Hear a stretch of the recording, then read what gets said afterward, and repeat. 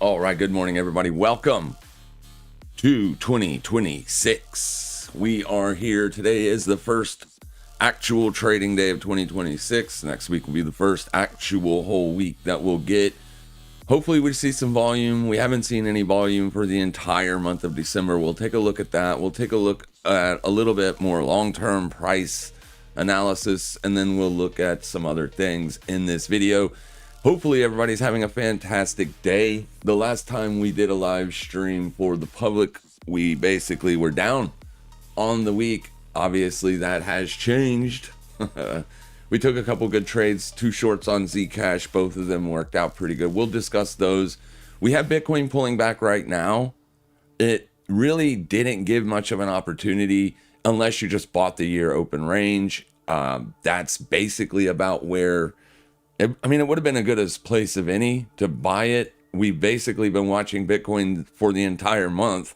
And once we put in this low, every low has been higher. So yeah, it's kind of been the trend. There hasn't been a trend. It's literally been as sideways as can be. We've basically seen Bitcoin give us little spikes to the upside and then immediately be sold off for the New York session.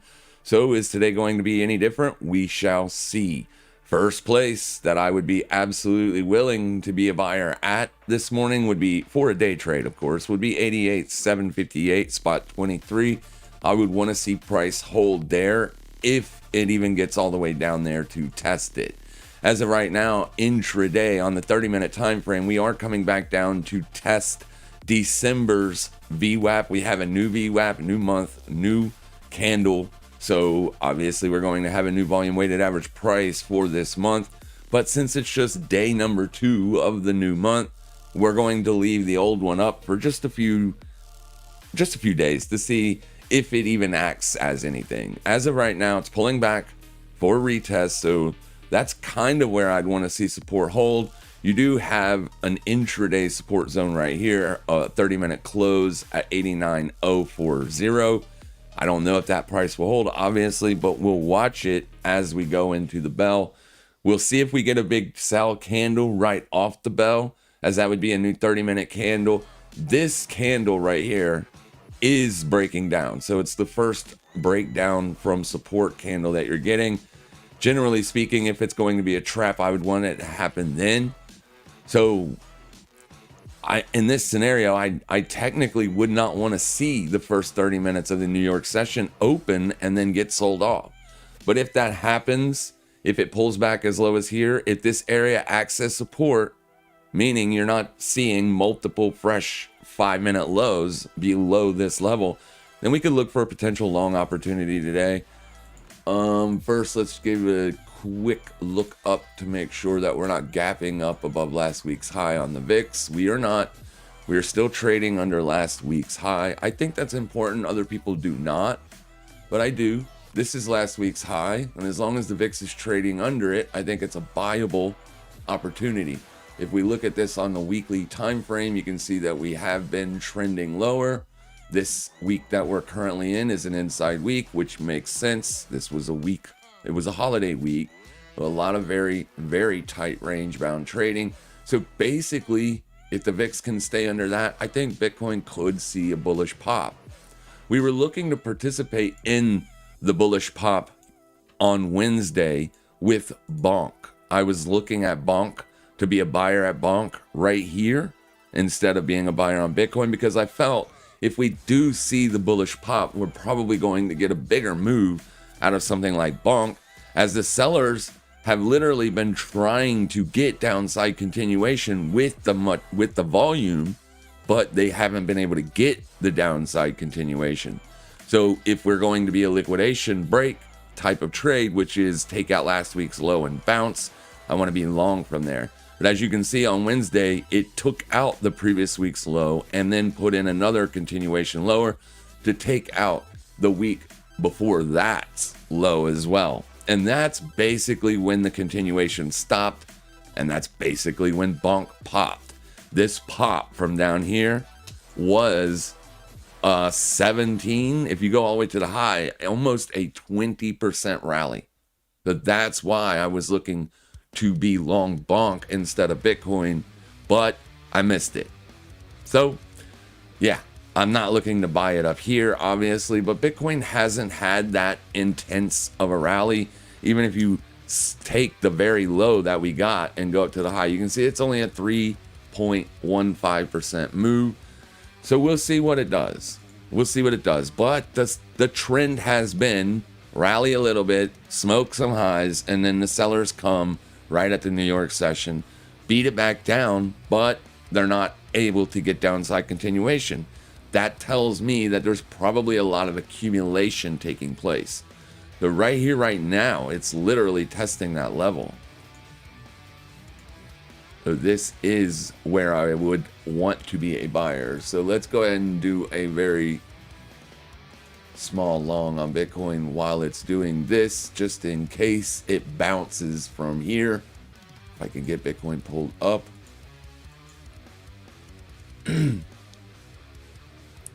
So give it just a second here. It's not quite an outside bearish engulfing candle, but it doesn't look great. So that's the level that I wanted to watch. We did take out that low. So if Bitcoin is going to bounce from here, we don't want to see any lower lows. So we'll go ahead and put the long on with a very tight stop. This is pre-market.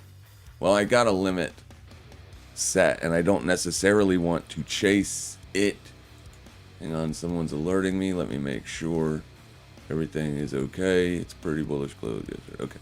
Yeah, everything's okay. So let's see what we do here. 10 minutes until the New York session open. So I don't like the fact that we're breaking down this quick, but I got a limit out for it to be filled. We'll see if it gets filled or not. Probably should move it up a little bit higher, just under that previous 4-hour low. We'll see if we can catch a fill here with a tight stop under the low. So it'll be a quick stop out. But I do want to be long from here just in case it takes off to the upside. And we'll discuss it here in a minute, but we got to make sure that we have our risk mitigated. We don't want to lose 40 bucks. We don't want to lose 30. Well, 3% is good. So, all right, so there's the stop. It looks like we're already going to take the stop. But technically speaking, if it's going to go up, we never know what price is going to do. That is not where our edge lies. Our edge lies in taking positions at opportunistic areas. So we'll see what it does here. Here's what it looks like on the 5 minutes. So obviously it looks like it wants to go deeper. But we'll see if it does or not. I will tell you if I get stopped. I mean, better yet, you'll see it, obviously. But this is going to be where I would want to take a trade. So if you're new to the channel, welcome. What I do here on this channel is I teach people how to potentially trade, right? I teach you where good opportunistic areas are to put risk on. It's up to you to manage that risk. Like I can show you all the best places to put trades on and for yourself to look for those and how to identify those areas. But if you're not good at mitigating your risk, it doesn't matter because you're not going to win every trade. And it's going to be the trades that you lose on are going to be the ones that annihilate your account. But anyway, I basically shorted up here on the first short on Zcash. Up until that point, the week was red. And I was afraid that I was going to go into the week with a red account. But anyways, I caught a short up here. And as it broke down right here, I took profits on that trade. We might stop to break even. And then I added to the short here, but it was actually right here as where I added to the position. And then as this wick traded up, it stopped that whole trade out. So I had to re-put on a new position when Zcash traded up and liquidated the previous day's high. And I alerted that into the Discord, so everybody had the opportunity to take that trade. And it worked out, but I didn't know when I took it, it was going to work out, obviously. But anyways, it did ultimately work out. After we put in this trap right here, it did roll over, and that kind of supports my bullish thesis on Bitcoin. The VIX already supports my bullish thesis on Bitcoin, but Bitcoin has not been bullish. Even though I have a bullish bias on it, it literally has been getting absolutely beat up. The sellers have had control of Bitcoin, but what I find funny about that is they've never been able to get downside continuation, even though they've been in control of the asset for the entire month. But this is the Zcash trade that brought the account out of red. This trade put it up into green. This trade just sent it over the edge. So we're doing good on the week. Everything worked out. We have a little bit of money to play with, and Bitcoin is risky here, so we'll see what it can do. Obviously, I know my stop is tight. It is very, very tight on Bitcoin, but that's how we mitigate our risk. If we're looking at a specific area for price to bounce at, then it should do that pretty quickly. Usually, that's how it works. If it's going to bounce, it will bounce there, and the bounce will happen pretty quickly. And right here is that area. So we'll see what happens. If it continues lower, we'll just take the stop. We'll be fine though. All right, we won't lose a shitload of money. It'll be a small amount of money. But anyways, hopefully everybody's having a fantastic new year. Hopefully everybody got to eat what they wanted and everything. All your holidays were good is basically what I'm trying to say. Hopefully your holidays were good. But we'll see what happens here. For the bullish case, or for the long-term case of being bullish, it doesn't really make sense to be bullish when everybody's talking about 4-year market cycle theories and all these other reasons to be bearish. You've got big banks manipulating price. You've got people trying to destroy MicroStrategy, and MicroStrategy owns so many Bitcoin. And I mean, there's a million reasons to be bearish on Bitcoin. And the technical signal, as far as if you are a technical trader, here would be to be a seller, not right here, right now, but it would have been earlier when you were making a fresh daily high. You would have essentially been looking to short it right at here. It's the previous day swing high. So if price is going to reject, right? If it's going to reject, you would think it would reject at previous swing highs. And that's kind of where it did reject. So if you look at it on the 30-minute time frame, here's that price. You got above it, you pushed above it, and then you basically put in this consolidation, and now you're breaking down. So if you were looking to be a seller, this is where you would have been looking to be the seller.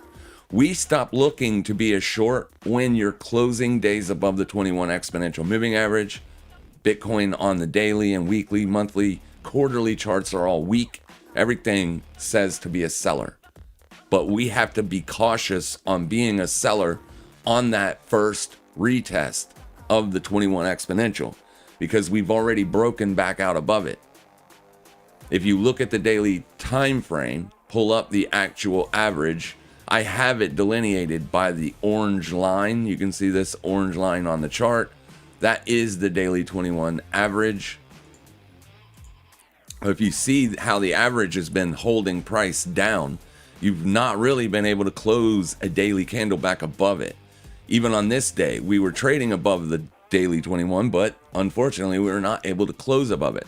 Yesterday was the first time that we've closed above it since this day.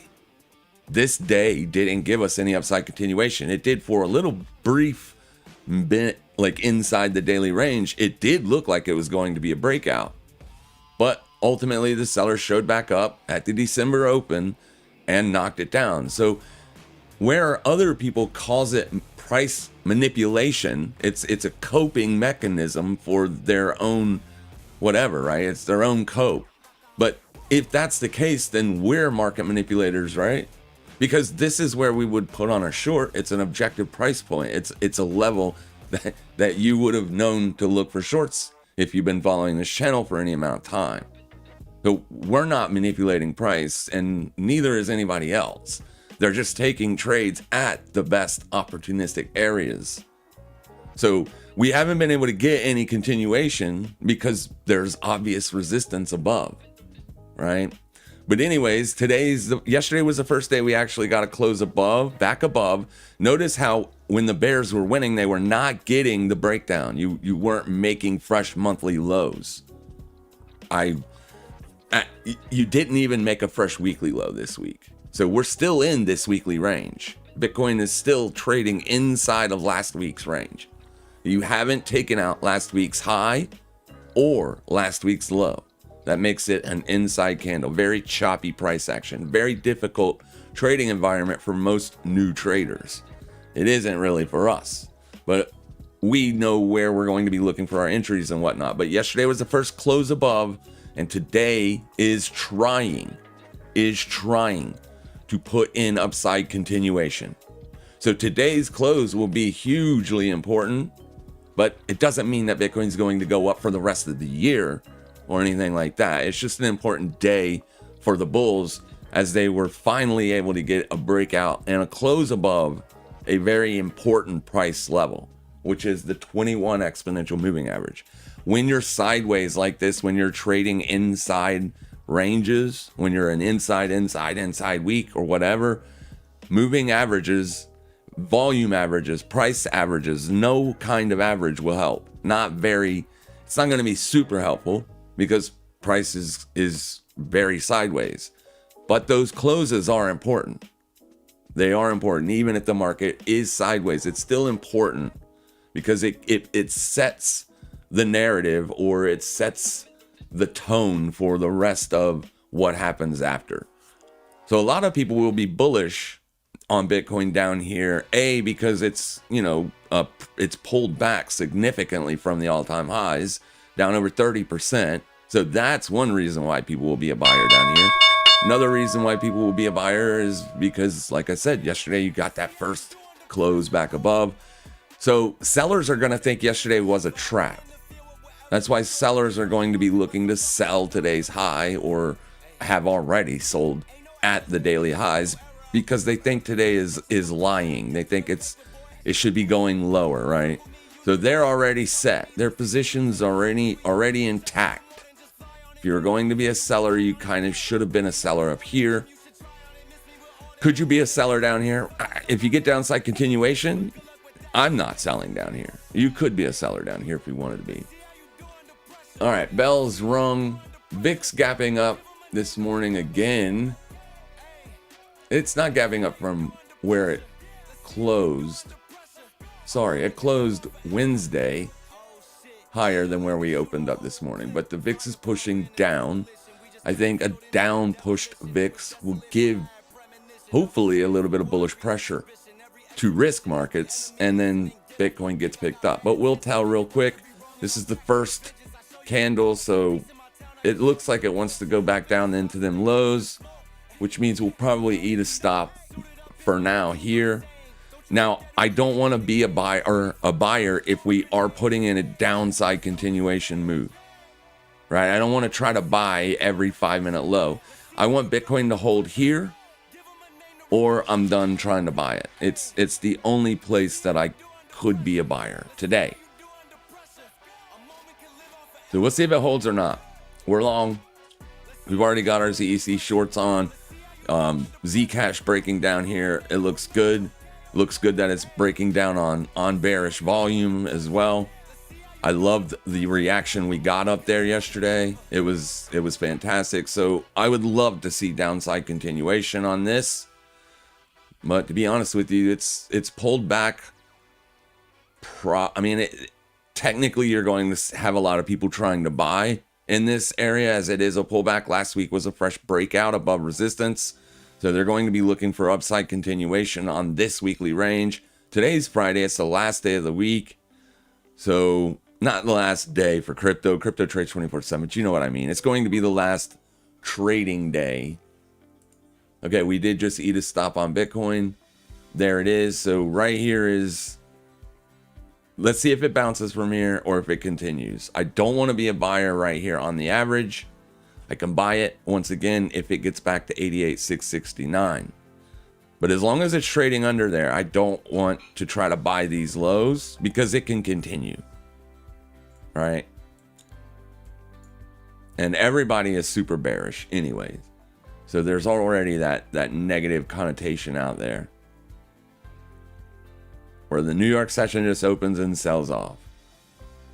So I don't want to try to buy in front of that, especially since if there's going to be real volumes traded today. We'll give it a second to see what happens.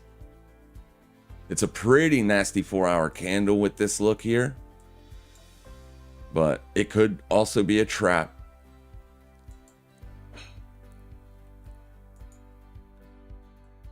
We'll see if those New York sellers are going to force it lower. We took the trade a little bit too early. We probably should have waited until the open and allowed this to happen. What's going on, everybody? Hopefully everybody's having a good morning. If you have a chance, check out Snaps and BBAI. I will here after we see what Bitcoin's going to do here.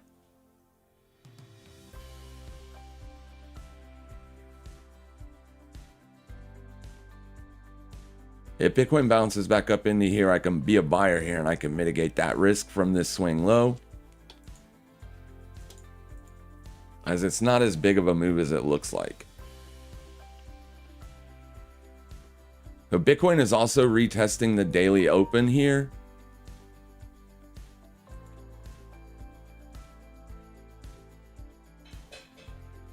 And retesting the day 21 exponential.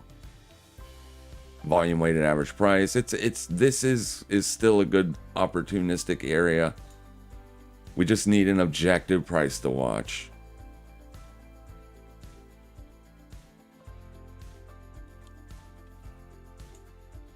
Yeah, we got a pretty good move lower on the S&P as well. Took out yesterday's low. You're probably going to hear me say yesterday a lot. I mean Wednesday. Yesterday the markets were closed.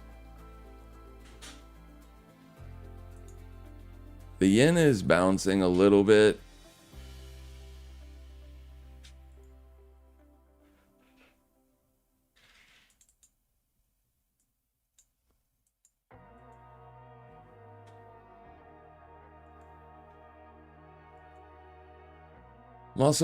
I'm kind of a buyer here on euro, or not here, but I'm a buyer in this area on the euro as well. So I'm going to kind of keep an eye on that too.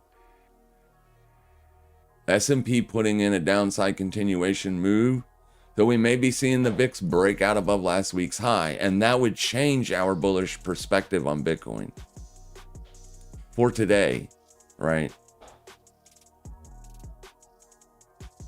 Usually I'm not looking to get into many positions on a Friday, but since Thursday was closed, silver's pulling back on the open as well a little bit. I know a lot of people are watching silver and trading it. That's because the dollar is spiking a little bit. But the dollar took out yesterday's high already. So if the dollar is going to bounce, or roll over, then it can do it now. So here's the DXY. Oh, it hasn't taken out yesterday's high yet. Oh, if it takes out yesterday's high and then rejects, I would be okay for short positions on the dollar back down to 98.234. So that's why I was kind of looking for the long on the euro, as the euro has taken out that Wednesday swing low already.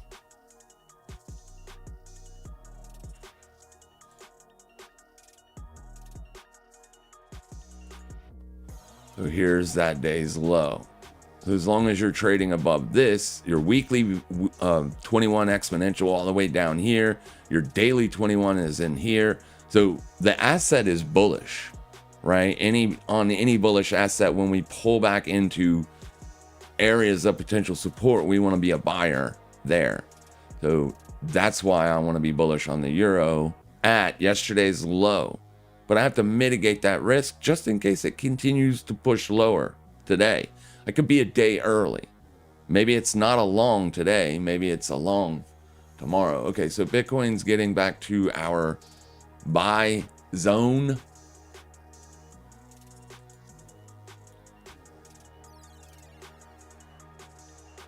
I'm going to throw that limit order back out.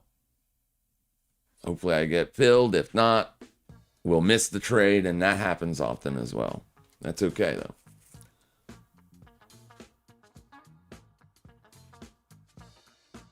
probably should have waited for that. Yeah. Hopefully we get a pullback and hopefully we get filled. But I don't think we are.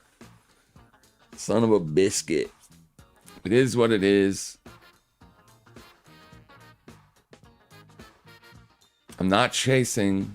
I'm not going to chase Bitcoin. I already own it long term, so I already make money anytime it goes up. I don't have to really worry about it.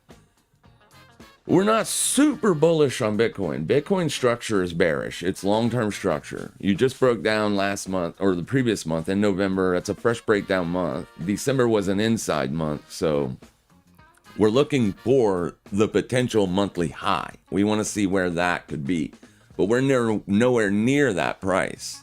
So down here, we don't want to be a seller. We want to be a buyer. We just have to be patient and look for our bullish opportunities when we get them.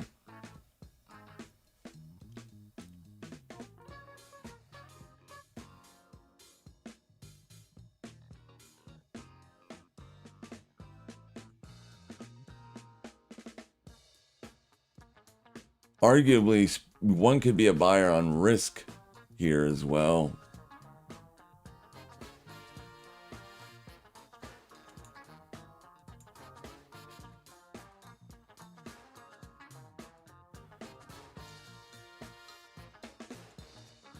Probably could have been a buyer on one of these instead, but it is what it is.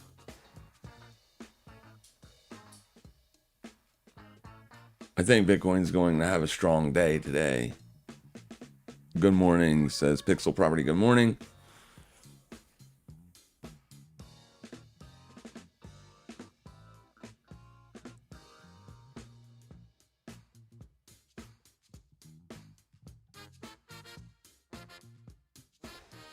Come on, you bitch, pull back. Don't run off without us.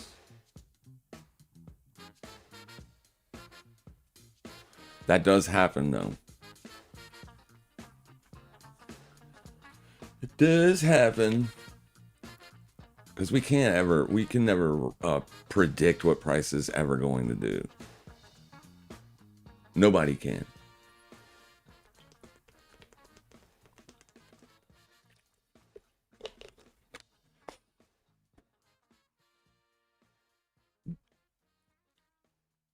I know if I was short from here, I'd be worried about this price action. I wouldn't be short from here, but my bias was bullish today. So I definitely would want to be a buyer. Just getting in that position might be a little bit tricky. And the reason the stop had to be so tight is because of the amount of leverage that I had on the position. I had 20x leverage on it. You got to be very, very tight with your risk. But it looks like it just went down, stopped me out, and is taking off to the upside. Should have waited for that 9:30 bell.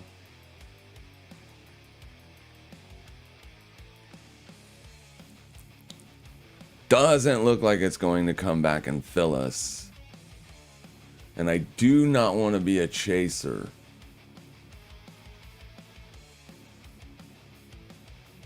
Yeah, I'd say it's probably gone at this point.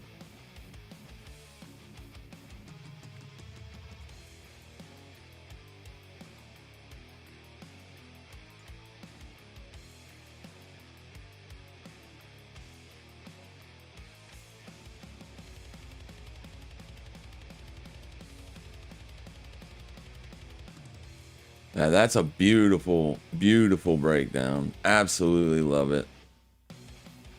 Hopefully we get more continuation. I would love to see it break down out of this wedge or this channel it's been trading in. That would be fabulous. Because these assets, ZEC and XMR, privacy tokens, have been extremely bullish while Bitcoin has been extremely bearish. So it makes sense that Bitcoin's about to switch that bearish structure, it makes sense that we would see the two that were bullish roll over. It might not be what's happening, but we noticed it, so we've been trading it kind of like that. Yeah, Bitcoin is done. I'm just going to miss it today, but that's okay. There will be other days and other opportunities to catch it. Unfortunately, the shorts are probably going to get smoked today. Damn it, dude. Should have bought that freaking VWAP test, bro. But the rules say you need an objective level. Yeah, it's going down. The range is tight. It looks like a bigger move than what it really is because of how tight the ranges are. So we could still get filled. I'm going to leave that limit order out. We could still get filled on a pullback. But not looking good. Bullish pre-market, let's make money. Yeah, we tried. We took our swing today and missed.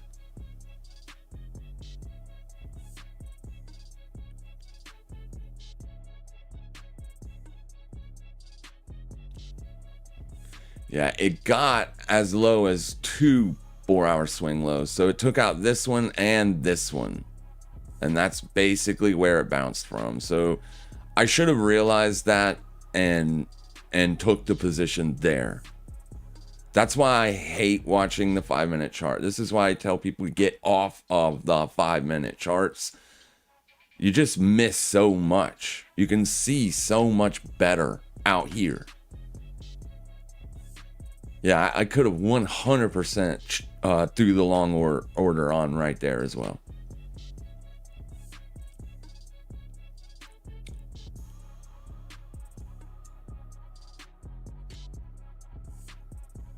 Yeah, it's probably not coming back. But let's see. Come on. What is this level? I've already forgotten. So that's going to be Tuesday's high. Okay, so we're buying real close to the open, or we're trying to. So it did make sense to look a little bit lower than that for the long. Not done yet. Come on down here.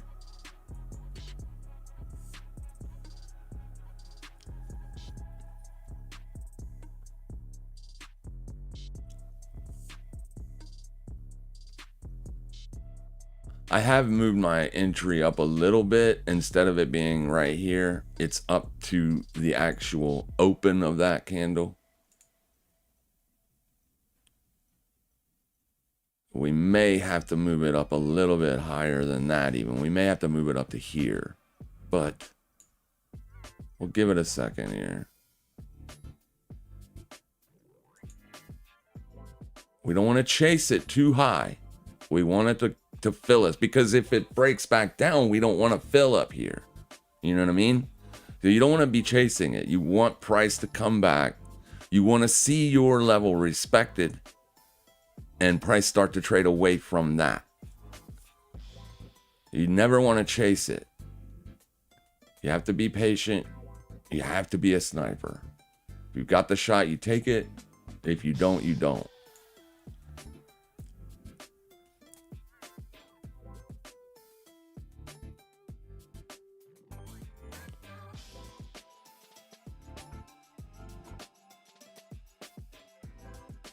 Risk is bouncing nicely, like I thought it would. Oil rolling over today on day lows.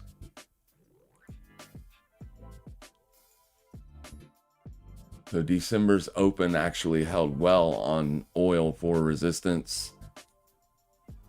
If you're short Bitcoin this morning, anytime after New York time right now for me is 9:47. So if you're short, say after 5:30 New York time, you should probably seriously think about closing that trade. You're probably going to eat a stop. We've missed our opportunity here. The window is gone.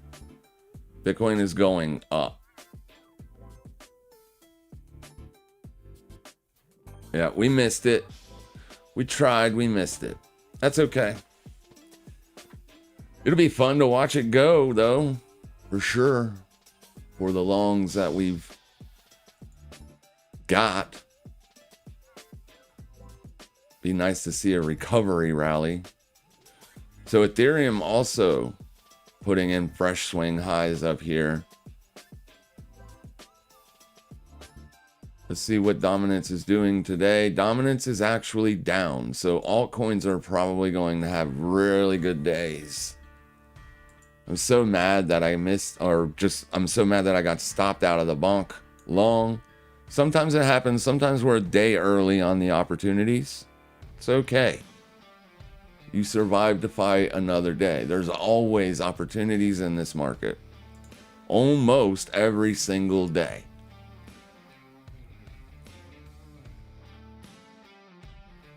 All right, let's see what Euro is doing here. We want to see Euro bounce and head higher.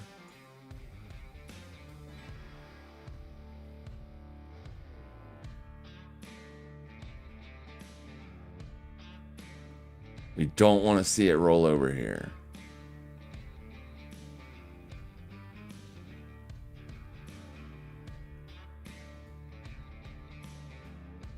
I don't think it would, but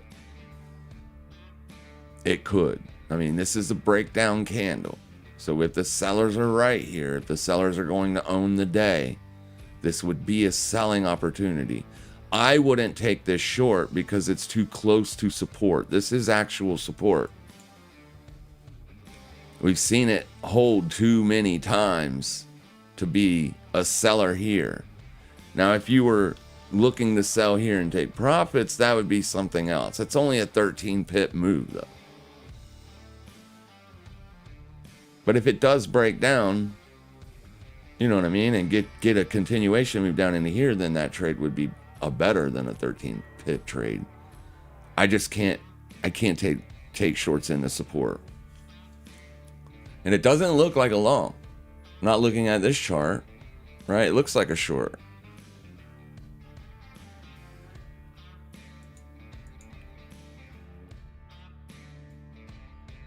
Definitely looks like a short.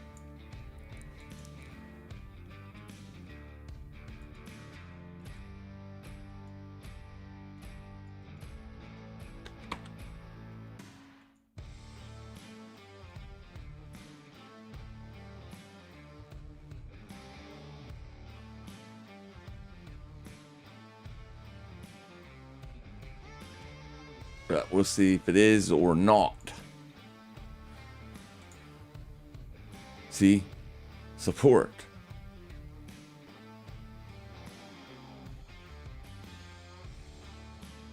This would be an area to be a buyer, not a seller.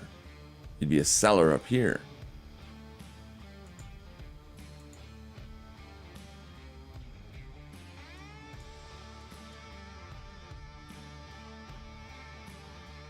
Yeah, Bitcoin is making fresh day highs.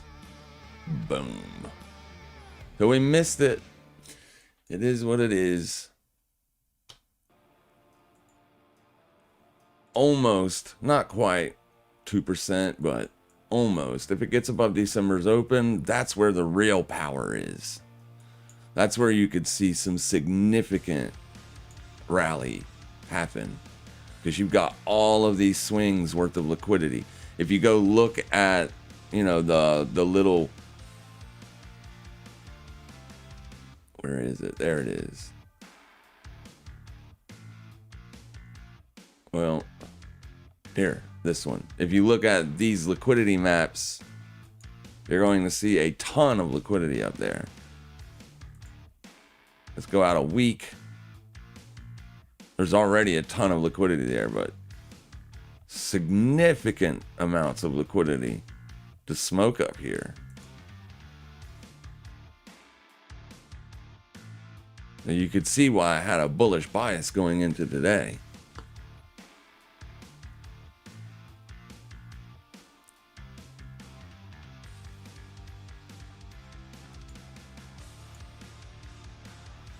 I had a bullish bias because of what happened yesterday. If this would have closed down here this morning, I would have been a seller up here. But since yesterday happened, today is a buyable opportunity. Bullish pre-market. Let's make that money. If you have a chance, yeah, let's check those out here in a minute. Hey, Happy New Year. Any thoughts on Bitcoin M1SL 12-month chart? I don't even know what that is. I have no clue what that is. Yeah, TLT looking rough back down here already again. This thing just refusing to break out and get going. It's already broken down from a head and shoulders. That's why it's struggling to break back out. You've got technical traders selling this thing every time it gets close to previous swing highs. So, and as long as that's happening, it's kind of hard to be a buyer on something. So let's first go check out SNPS.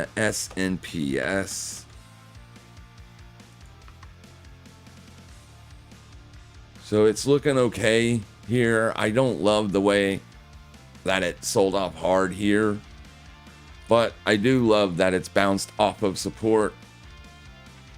Clear areas of support. That's probably a monthly swing low. It is. So the fact that you bounced after making a new swing low makes sense.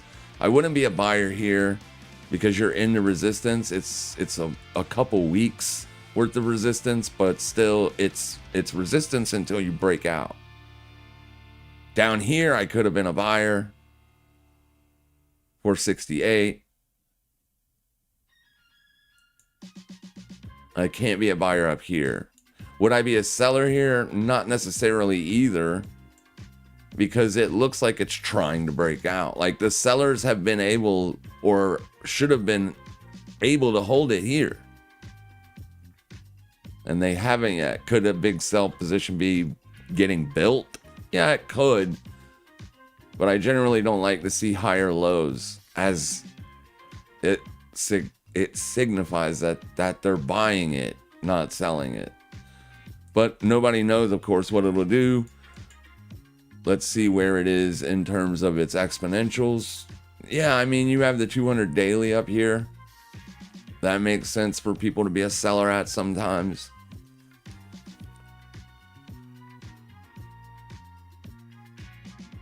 I don't see a trade here. It's not to my liking. You got a fresh monthly open. Maybe if it liquidates December's high and rolls over, you could be a seller, but it's not like a perfect setup. Not a setup that I love. You're back above the weekly 21. See, last week was a breakout close above. It was also a higher close. This week, as long as you're trading above last week's low, is an upside continuation formation. The only argument you could have made to be a seller is if you took out last week's low and saw downside continuation. The simple fact that that doesn't happen means I don't want to be a seller. Could it be a long-term buy? I don't know. I don't even know what this company does. Could be. It seems like you're buying monthly highs. But to be fair, it had a multi-month pullback. So what I would probably do is I would probably wait to see what happens at December's low and then look to be a buyer there on this one. If it holds a support. You don't want to buy it if you're putting in fresh lows below December. BBAI.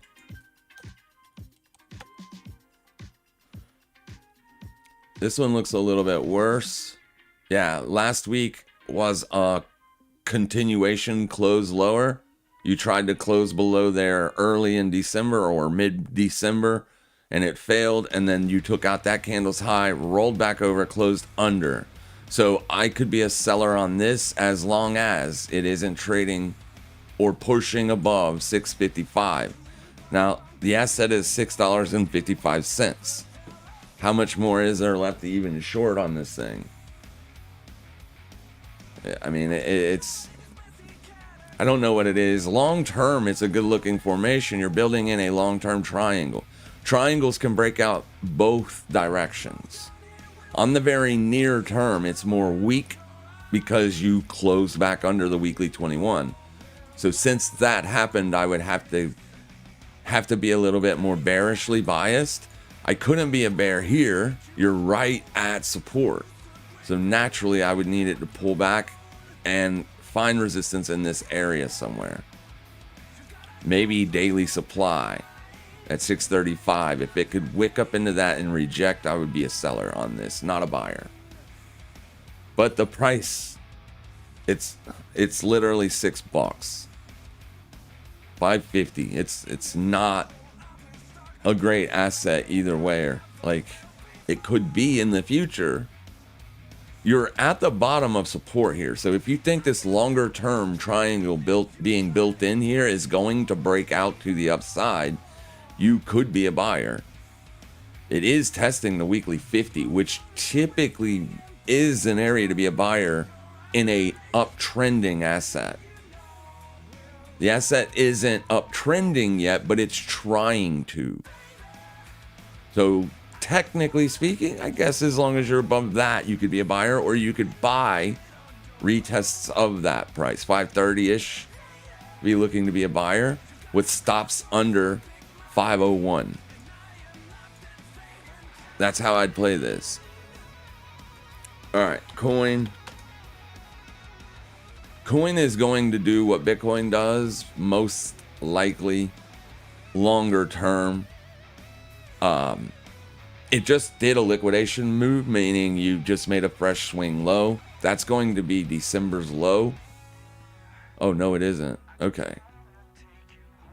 It's November's low.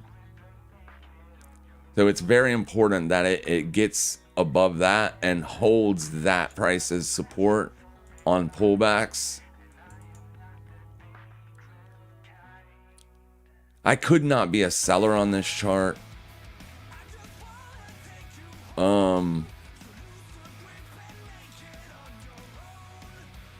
Yeah, it's a difficult one, but as long as it's holding above here, I could be a buyer. So it tried to break down and it bounced. The problem is if Bitcoin doesn't break out and it does ultimately roll over, the sellers do keep it down, then you're not going to see the big bullish breakout on Coinbase either.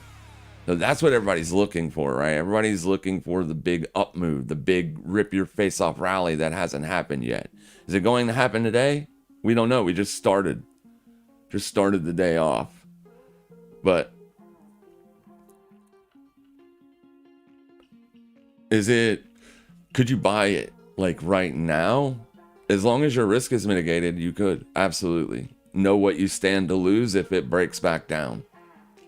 225 is where I'd mitigate that risk.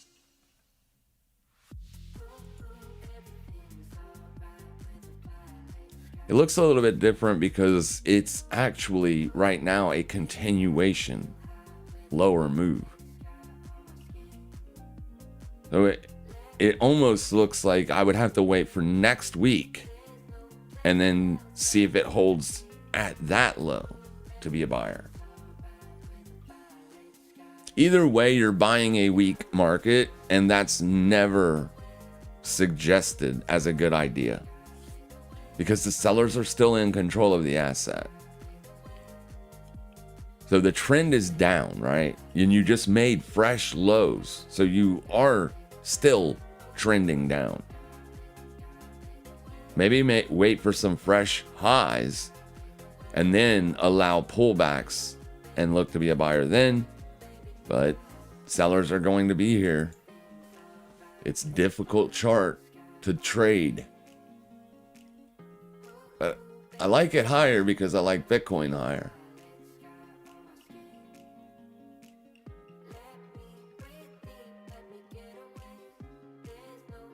No, I'm not selling Bitcoin. You can if you want, but I'm not. I have a bullish bias on Bitcoin right here. The only place to look to short Bitcoin would be a liquidation above this swing high and a rejection back under it. That's the only place you could look to be a seller.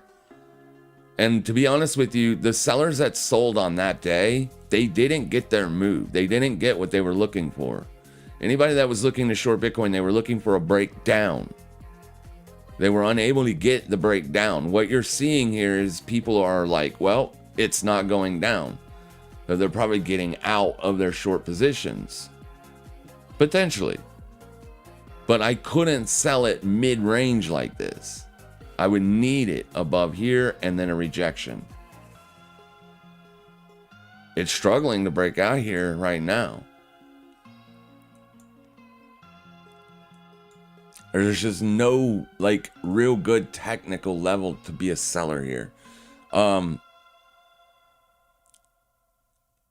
4-hour swing high would be the only place that gives it to you with this structure. So you could be short from this point with a stop at high day. I don't like the short because of what happened yesterday. But it is struggling to do anything here. And that has been the MO down here on Bitcoin. Literally to the tune of market manipulation. The big guys are just trying to keep Bitcoin down. No, that's not what's happening. Everybody still has such a negative sentiment. Everybody is still very bearish.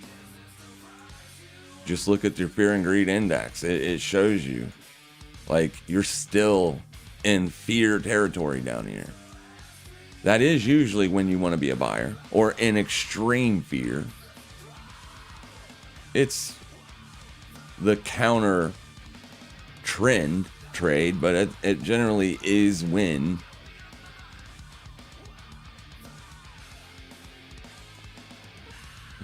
yeah, we'll see. No, I wouldn't be a seller today. Not me. Up here and a rejection, then I could make the argument to be a seller, but just not right here. Not anywhere in this area. The breakout is still too real. Or the breakout potential is still too real.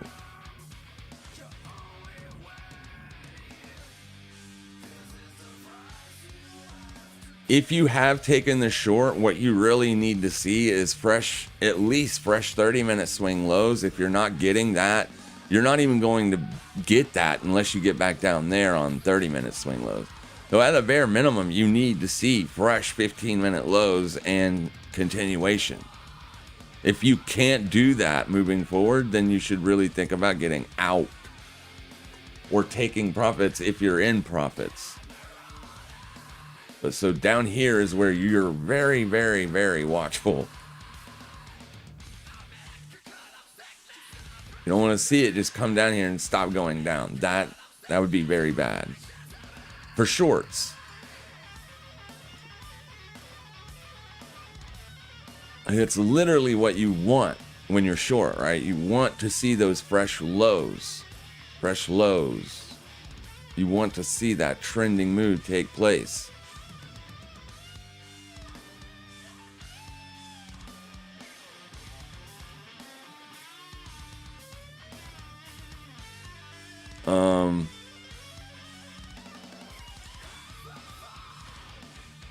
That obviously is not December's high. It's December. It was an old December high. It's no longer December's high. This was the breakout point for this weekly range or last week's range. So this is where the sellers would probably take profits. And where I would imagine buyers to kick up or start picking up. They could already be buying it.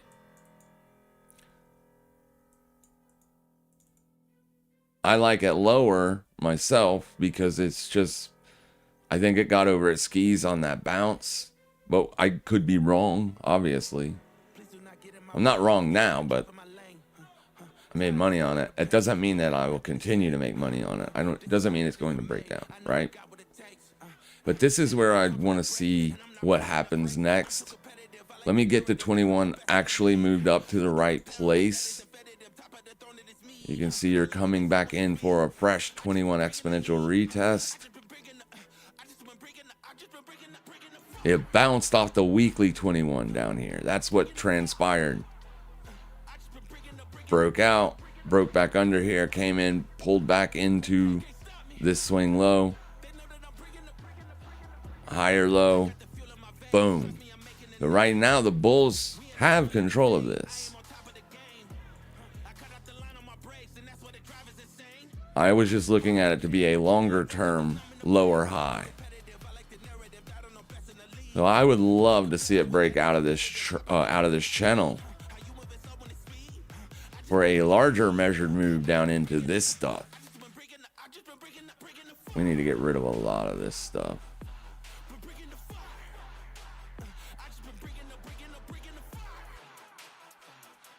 This is a beautiful trade setup. Yesterday went right above the previous day's high and rejected.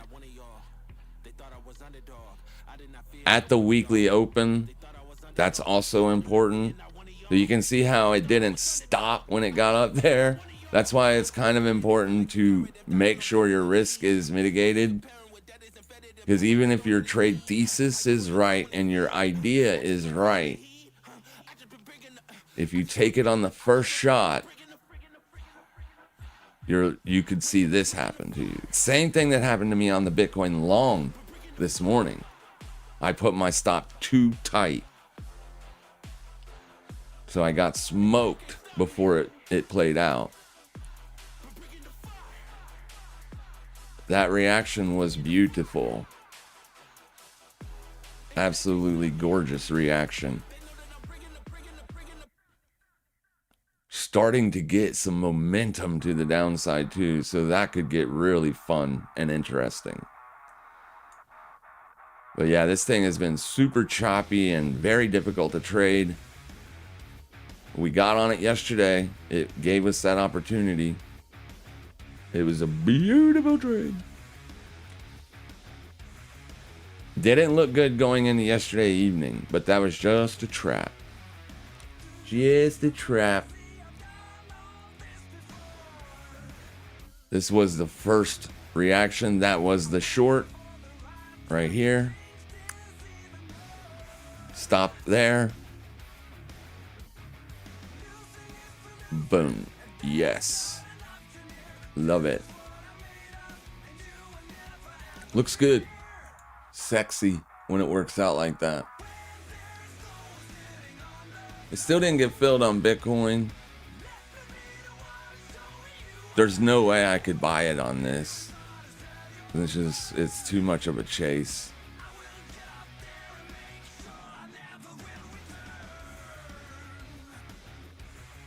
I actually wouldn't want to see this level break. And there it is. I don't know that the long's going to work out now. That would have been pretty much what we would have been looking for, right? It wasn't quite a 2% move though. Not from where we were long. If you would have, that's 1.16. If you would have put on the long down here, it still fell short of the 2% target. 2% is a good, when Bitcoin's moving, that's a pretty decent profit target.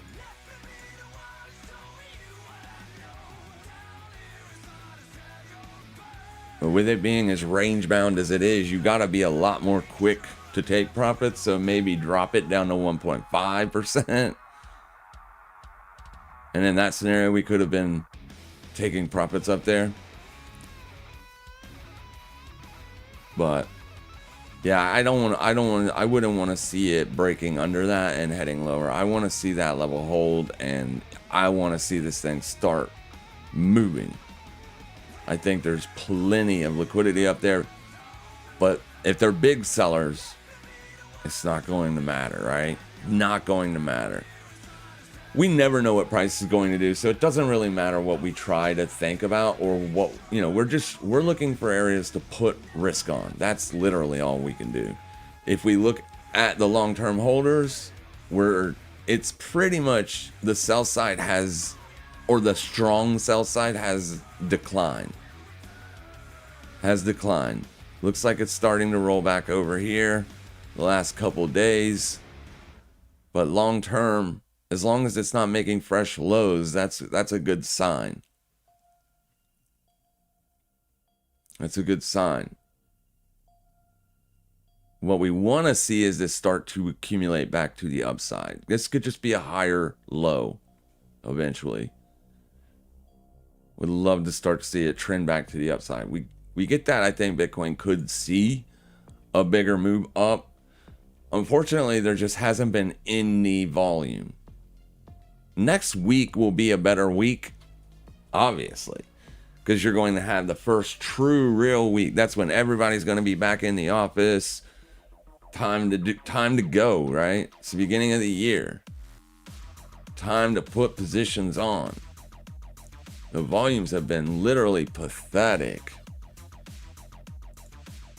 No continuation. We look at the 4-hour chart, pull up the volume deltas. You can see that it's literally, once we put in that last really good volatile day, it all of the volume dried up.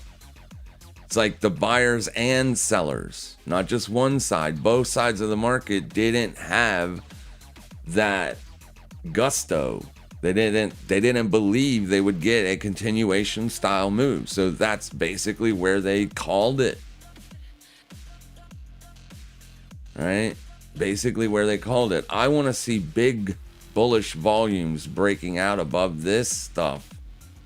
And then I want to see that, not every single day, obviously. You're not going to see it every single day. But, 2 or 3 days out of the week, give us big bullish volumes. You start seeing stuff like that, Bitcoin's going to rally. That's where we want to look. We want to see, what does it do once can it, first and foremost, even get back into December's highs? If it can't, then we should really seriously think about putting on shorts. But I would love to see what happens after it takes out December's high. If it could. December was a lower close. But right now, people are going to be, if they're looking for downside continuation, this is a good spot to look for shorts. You didn't quite get there today, though. And then here will be the next place to look for shorts. You can basically get rid of everything else. Those are the two areas. Right here, right there. Today fell just shy. The seller's trying to front run December's open a little bit.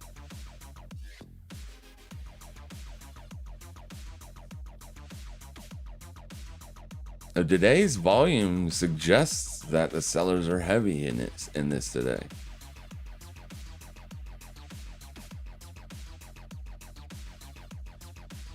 Can the buyers reclaim? That's going to be the question all day. Can the buyers reclaim? S&P just rolled over.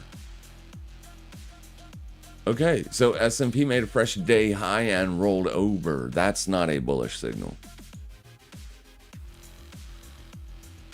You made a fresh day low and bounced and then went up, made a fresh day high. That's typically a good sign. But the fact that you made a new high and then a new low, not a good sign. So I'm wondering if any news came out here or something. But remember, if we're trading above 1526 today, I don't have a bullish bias on Bitcoin any longer. Not for today.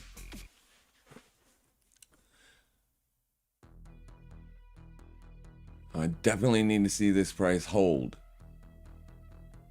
for me to continue to look to be a buyer on Bitcoin today. I think I already missed my bullish opportunity on Bitcoin, to be honest with you. I'm not going to try to buy it again. If it comes all the way back down here, it should be smoking those highs. Shouldn't be rolling over like this. You couldn't spend no time at all trading above the day high. Well, it looks like that's where sellers were waiting.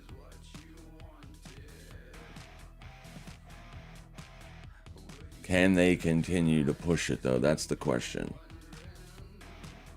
If volume dries up, you'll probably just see a sideways choppy day.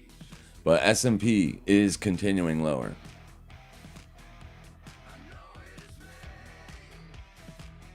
Oh, maybe they didn't buy it. Maybe they're looking for a gap fill. I don't know.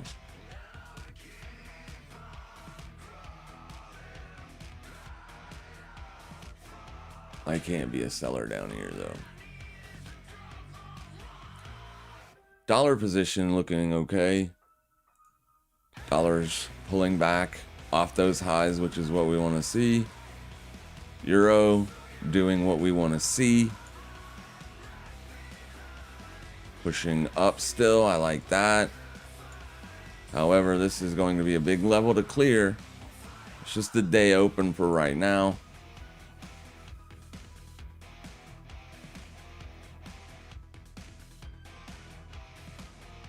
I don't know why that's the day open. On forex.com, that should be 1700 hours.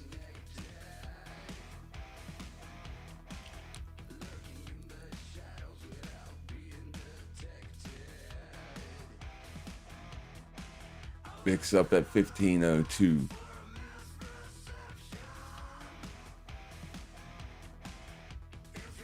Oh, if the dollar continues to roll over, you could see silver bounce.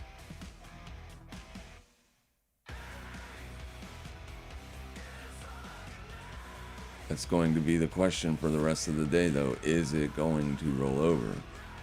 Because right now you're currently trading above yesterday's close. So as far as the dollar looks, at least on a daily chart for right now, it still looks like it wants to go up. See how you're trading above yesterday's close? You pulled back, but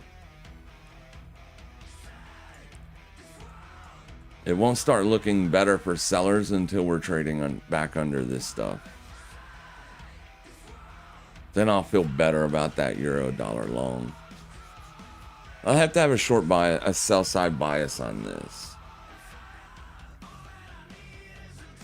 Have to. You got daily supply zone there. This is also a weekly supply zone. Big level. Big level of sellers. This is going to be support, potential support. But this is definitely what you want to see if you have a negative dollar bias. Yeah, S&P's getting beat up. It's okay. It's fine. That means Bitcoin's probably going to get beat up too. Yeah, there it goes. Yeah, I'm not loving this look. There's 38 minutes. As long as you're trading under this, you're a bearish engulfing, and I don't like that.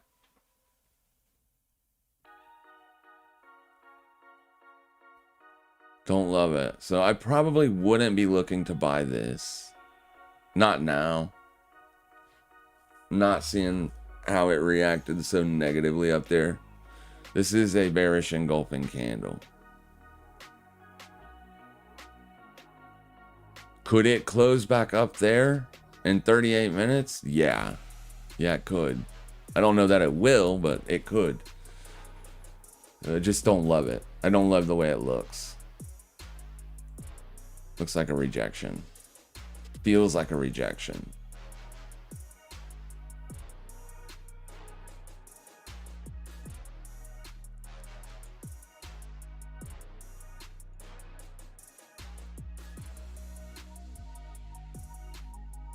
Loving that. Yeah, Pingu looking okay still here. So maybe short one of those instead of Bitcoin. If Bitcoin's a short, that's my question here. Why are all these still up on the highs? Like, why is this up here on the highs and not rejecting? Maybe it is now. So if you didn't sell Bitcoin, maybe sell one of these.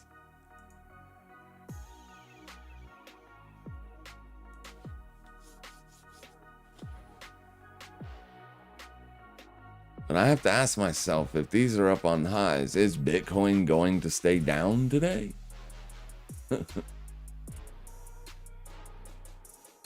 The close will be very interesting on Bitcoin.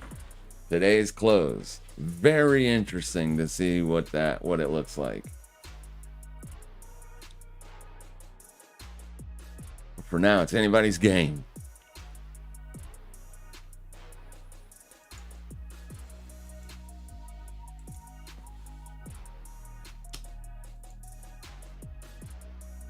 Just to get back down to there would be a 5% move. And it looks good for the sell. Can we get up there and take the sell? We should have looked at this 5 minutes ago.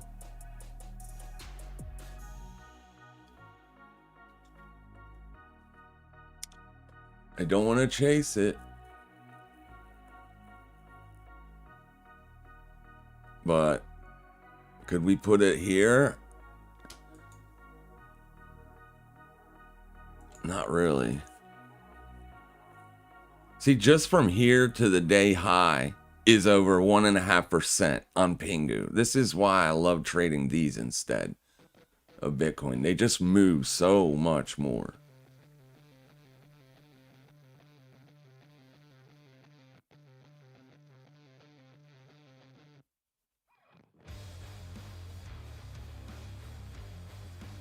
This looks good for sure. I don't love it, but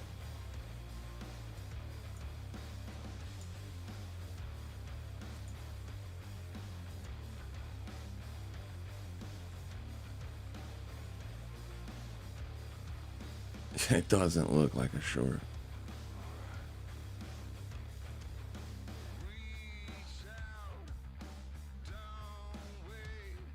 I mean, the volume does. The volume deltas look good for a sell, but price is doing the opposite of the deltas. So there's a divergence there.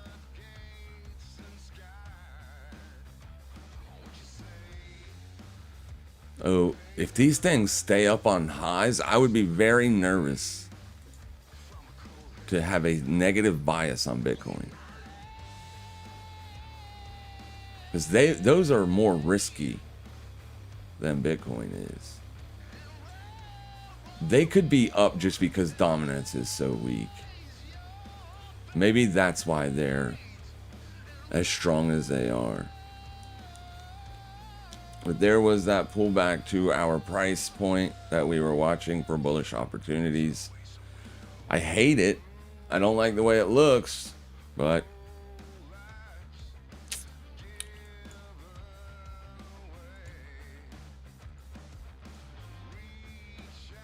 dominance is super weak compared to yesterday. So this is why alts are so strong this morning.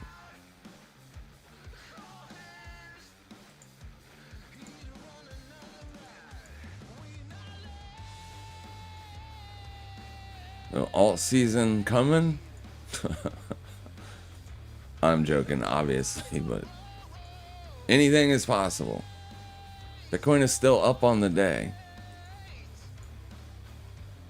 Remember, if it closes up here, you're a bullish engulfing 4-hour candle.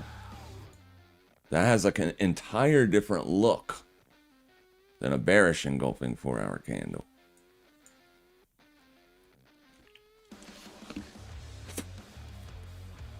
Anybody's guess.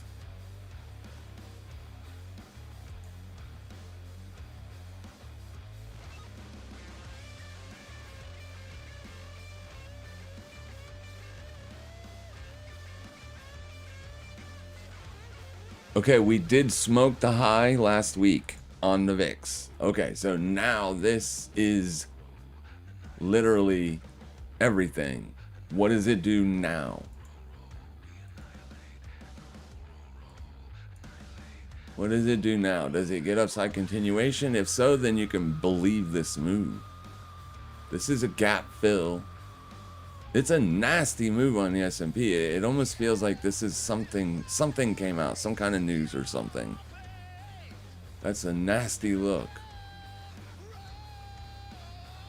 thin liquidity still, though. Keep that in mind as well.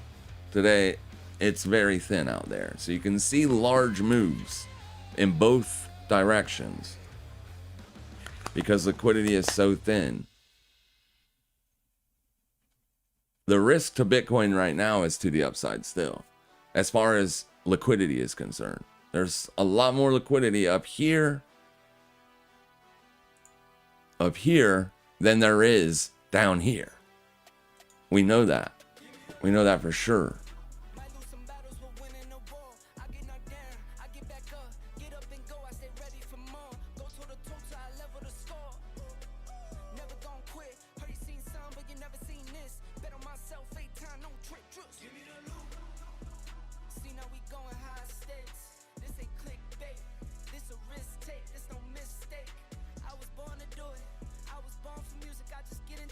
Getting ready to close a 30-minute and a 15-minute.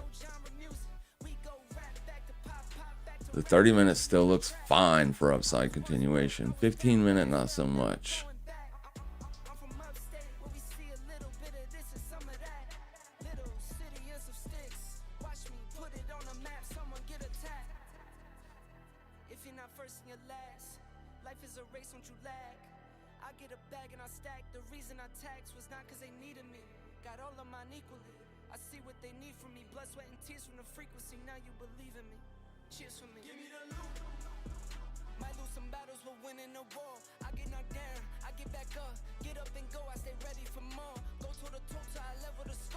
Pingu would be the best setup for the short. If you think Bitcoin's a short, even if you don't think, like, I don't love shorting this with dominance super weak. I don't love the idea of it. The volume structure looks okay for shorts. This would be the short opportunity. The problem is it hasn't liquidated the day high yet, and that's still a risk. So even if you took the sell here, there's still a massive risk that it's going up there. That's almost a whole percent. But the volume structure looks good for shorts. Let's see if the intraday session volume does. Session volume does even. So you could have two options. You could wait for this liquidation and then look for the short if it rejects, or just put the short on here and hope for the best. It looks like a short because of volume. Both this and this looks like a sell. It doesn't mean it is. It just looks like it. Normally, this would be a setup I would take if it didn't close back above the daily 21, or if it wasn't, so far above it. If it was just like, if this was up here, then I would love the short. Let's see. We just looked. I'm pretty sure it's in the right spot. Because I'd hate to miss this if this isn't a setup. Yeah, it's in the right spot. This looks like a legit breakout above the 21. Looks like a legit breakout. The daily says there's more buying volume than selling volume today. The sellers have their backs against the walls here. The shorts are trying to short this. And they're not winning. Not yet. They could win. So right here this would be important. Does it liquidate and roll over? If so, we could throw a short on. However, I don't have a sell side bias on these things if the VIX is under 1526, and it is. This would have been a selling opportunity on the VIX for me. Not like a buying opportunity on this.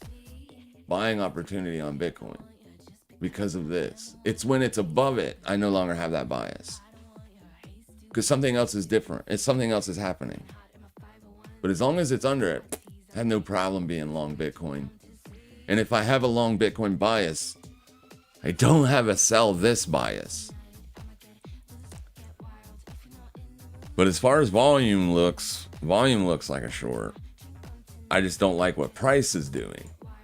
And I ran into this kind of stuff in these assets as well, where like it looked like it should have been a short or this or that, and they just didn't play out. We nailed ZEC all week last week. This was a phenomenal trade for us last week. We nailed it on the upside pump, and then we nailed the short on it, but we nailed the short here. We called that short out live. So it was a phenomenal trade. We got the downside continuation. Once it broke back to the upside here, I quit trading it. Then I switched over to ZEC. We tried to short this once last week up here. It ended up getting stopped out clearly. So then I tried shorting it again here, got stopped out. And then finally took the short there for the last and final time. It worked. Got out of it yesterday, re-added to the position there, and it's worked. So far, so good. This is different. This looks different. This smells like Bitcoin probably will close the day up today. Ooh, look at that.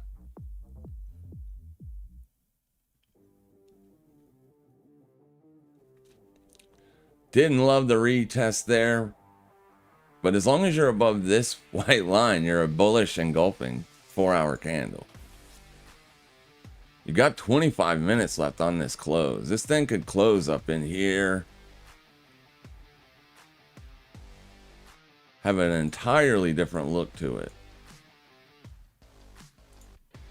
Those sellers need to get it here. If they're going to get it, they need to get it here.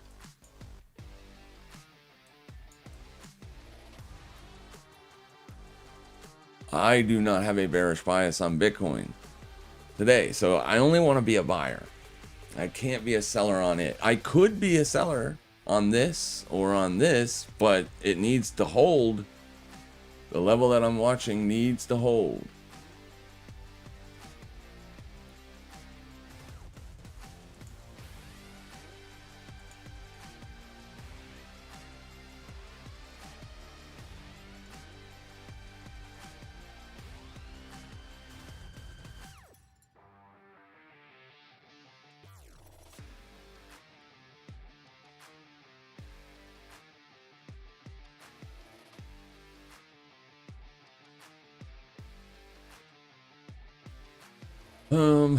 Trying to debate on what I should do here.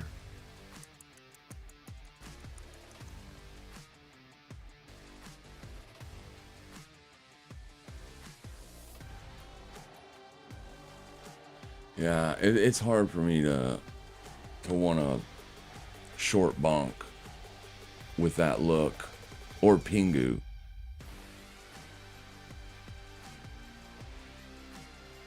Having a bullish bias on something, I never ever want to take a short, no matter what it looks like. See, when you're above this, everything changes.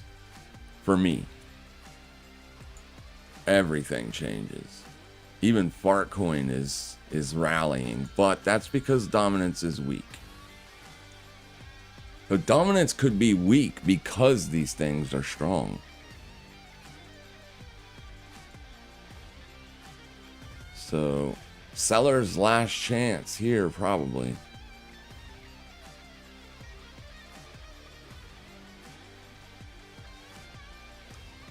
Still got a lot of time left on that close.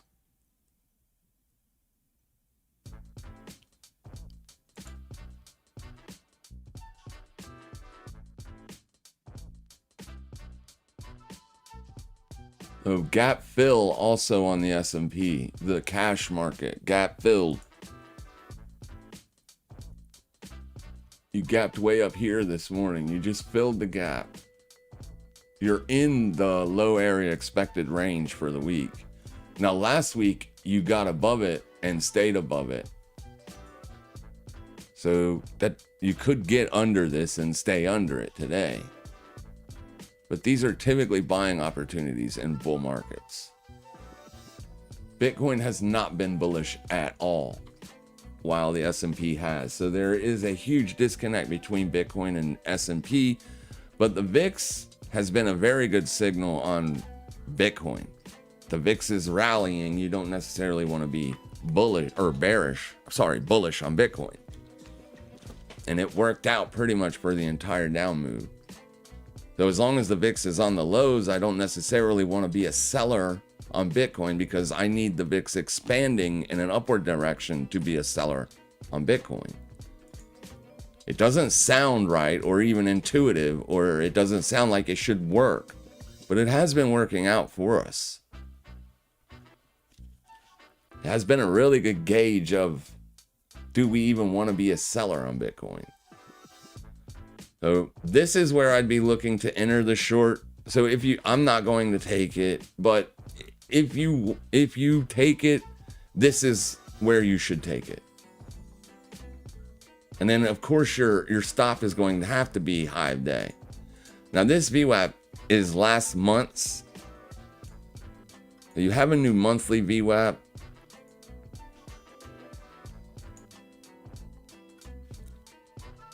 This was just a very strong open for January on Pingu and Bonk. It's actually what we were anticipating. Yeah, it's a 20% move. Same thing on Bonk. Almost a 20% move. And I don't have it on Pingu. Yeah, I do. Almost a 20% rally.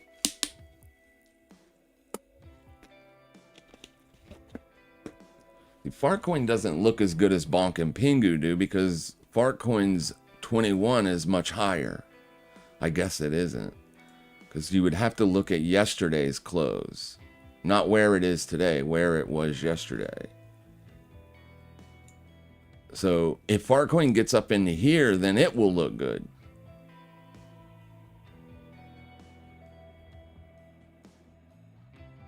Because it'll be roughly around the midpoint. And I take those as kind of legit breakouts. So I don't want to short something when it's having a legit breakout day.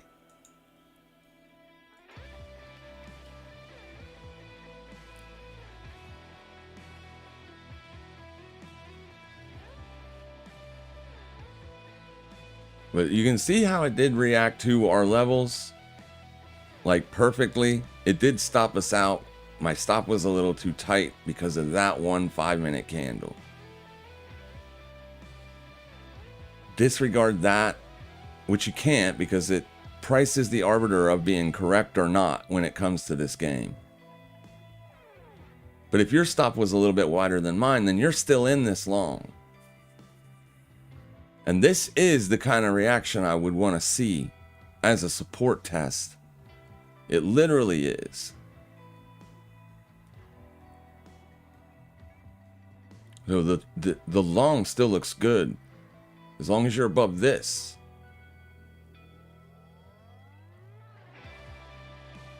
At 11 a.m., where price is in regards to this line is going to be super important, because it's going to change this whole structure. A bearish close down in here, the sellers have it. They were right. A close up in here, they were wrong in a big way. Then we can look for the breakout to occur up here.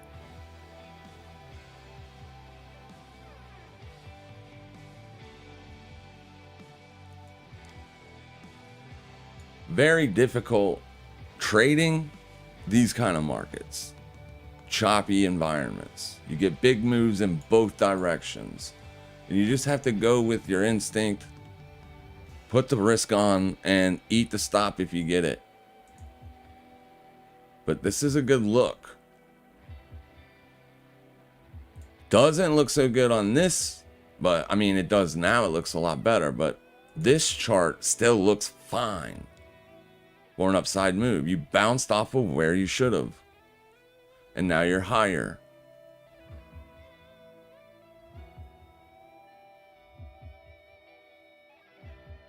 This 30-minute close will be your 4-hour close. And this is the line in the sand for that.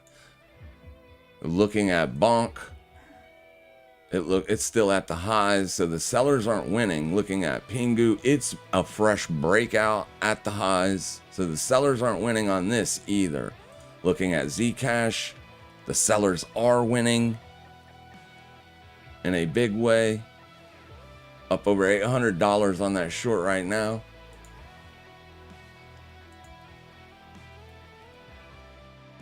So everything kind of fits with Bitcoin has a good day today. Even if you look at XMR, and XMR is the leader of that sector, it's the sellers aren't winning so much today, but they have been winning all week. Look at this. That is so perfect. If you're trying to learn to be a trader and you're trying to do it using technical analysis only, you're in the right spot. If you have a sell side bias at the beginning of this week, we're at Friday, so obviously you don't want to have that bias today. You'll wait till Monday, you'll have a whole new week. But that range expansion, you would be looking for that move to be down. For that weekly range expansion. And it worked out absolutely as perfectly as it could. When we did the live stream on Tuesday, if you remember, I said I would be willing to short ZEC again if it could trade up into this candle's range and stop going higher. If you remember on that live stream, I literally put this gray line on the chart and said I could be a seller as long as price remains in that gray box, not above it, only in it. And as you can see, it rolled right over. It wasn't the green average that gave me the signal, it was this candle.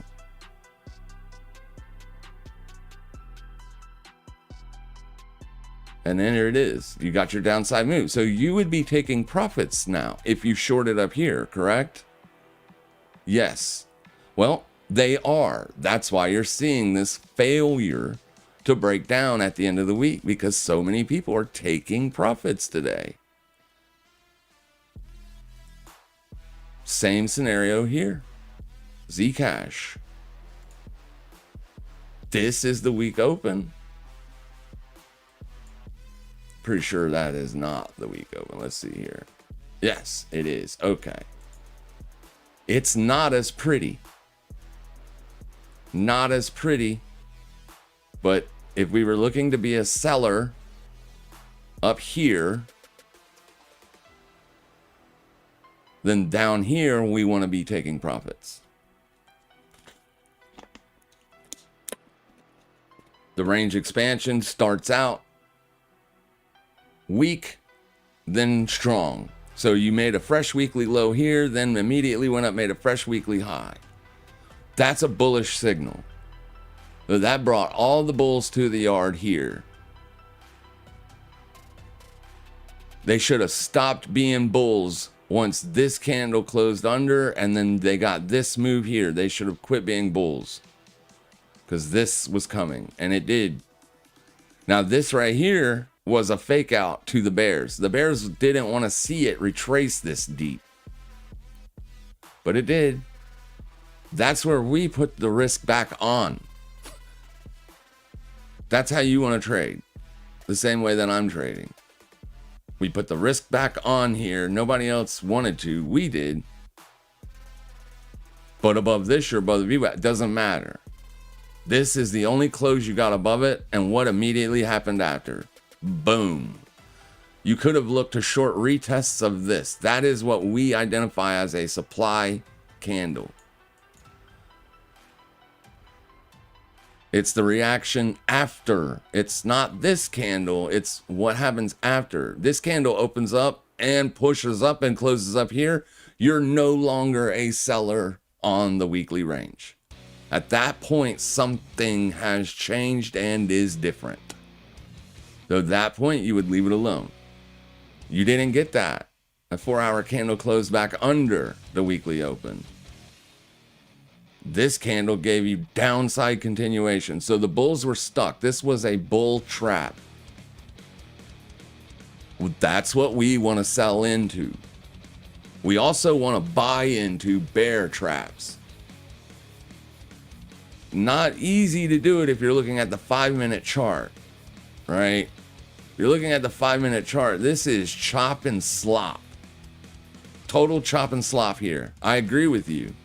If you look at the 4-hour candle chart, you know you want to be a buyer here or here. That's it. Nowhere else. As long as price is above it, you can be. You can't be if it's under it. When this candle closes, when it closes, if it's above this white line, then the buyers are right, not the bears.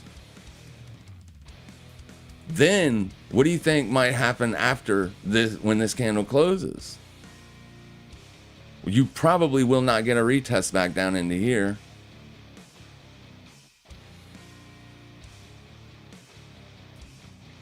What I would love to see is this candle close up here and the next candle open up here like such. Throw a wick down here like such and close like this. That's what I would love to see. And all in all, your bias was bullish here. Based on a few little things, right? VIX is on the lows. You don't want to be a seller when the VIX is on the lows. That is when you should put on premium if you're looking to protect your longs, right? If you hold long S&P, then when the VIX is in $13, $14 area, that's when, well, since Trump has been in office, 13 has been hard to get on the VIX. But a normal VIX reading is 12, 11. Before COVID, it was. It's not been since then, but it's still trending down. S&P struggling a little bit. S&P looks like it still wants to go down, but that's just for right now. It has a complete different time. It's got 3 hours on its 4-hour candle close. It just opened a new 4-hour candle. And it does look like you should have been a seller, right? It does look like that. If I was short here, I would absolutely like this look. No doubt about it. No doubt about it. But what I would not like is this. If this gets back down into here, as long as it stays up above 1461, the sellers could still win this day. And obviously any news breaks and stuff like that happens is going to ruin technical trading. It just is. But you would just have a better look at the market if you were looking at a higher time frame chart. It just gives you better entry. Even if this trade doesn't work, even if Bitcoin closes down in here, it don't matter. You're not going to win every trade, but you would have a much better idea of what's actually going on longer term. Okay, so now Pingu is starting to look more like a sell. So now this is when we would be putting the sell on. Risk high day. Right? Bonk still looks okay for the upside break, but Pingu already did the upside break. But right now, this is when either the sellers or the buyers find out who's going to control the day. With the S&P looking weak, I'd say the sellers might win this. But that's all I got. I don't love it being this far above the 21. I can't chase it either. I should have been looking at it instead of ranting. You don't need to be a rocket scientist to be a decent trader to make good money doing this. You just need to be a good risk manager. You can do that, you're going to make money in this business. Maybe HNY. Let's go look at HNY. So Tesla also breaking down here today. Tesla looking like a fresh all-time high rejection, and it's rolling over. Yeah, we're going to pull up HNY. Tesla will be looked at as a buy all the way down to 419 though. HNY, is this the honey company? HNY. Oh, Happy New Year. Sorry. Got it. XMR is what you want to look at. Got it. Just give me a second. My brain's a little slower than it used to be because of the meds I take. They slow me down. I'm trying to find... Wait. I have XMR on the chart already. It's right here. Yeah. Right here, right now on XMR, I wouldn't be doing anything. Okay, this is... So this breakdown on the December VWAP doesn't matter now that we're in January. So we can literally delete December's volume weighted average price. We're no longer in that month. We can't delete the weekly VWAP yet. We didn't start a new week. We just started a new month, a new quarter, a new year. We haven't started a new week. So with this structure, I have a bearish bias on XMR. And I will have a bearish bias on XMR with this structure as long as it's under this spot. It's late in the week right now to be looking for a sell on XMR. I don't love the long either because of how this looks. Now, with that being said,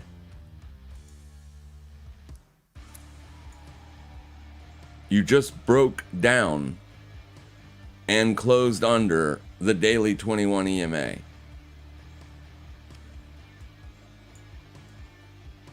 Oh, 433.16.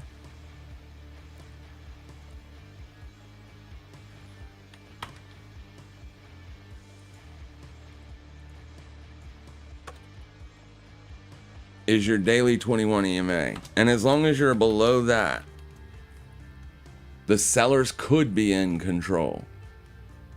You're going to get closer and closer to the weekly 21. That's all the way down here. So down in here, I would have more of a bullish bias, or at least a set and wait bias, right?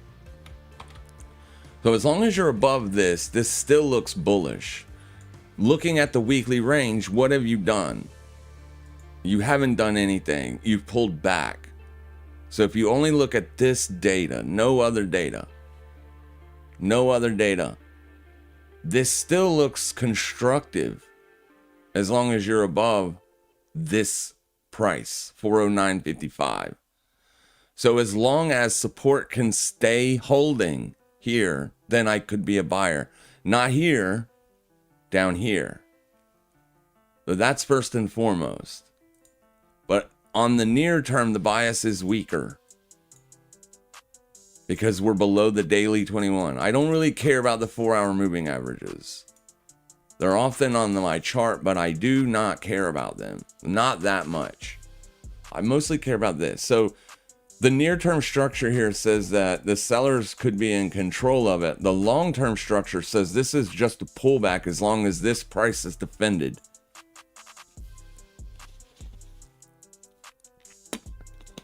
With it being red on the year, that's okay because the year just opened up 2 days ago. So this could just be setting in the yearly low right now. Could be. Is it? I don't know. It could be. So right now, this is your yearly low. It's also your January low until that happened. Now this will be moving forward, right? So down here, I could be a buyer only if price holds as support, or if you build in a very, very shallow breakdown. So if you break down like this, would be a gray, you get the idea, hopefully, but we'll do it right. So you break down like this. but then you trade sideways.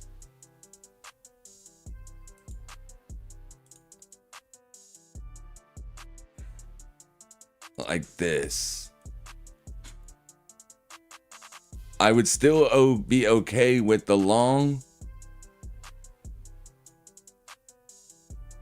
as long as you're not closing under here.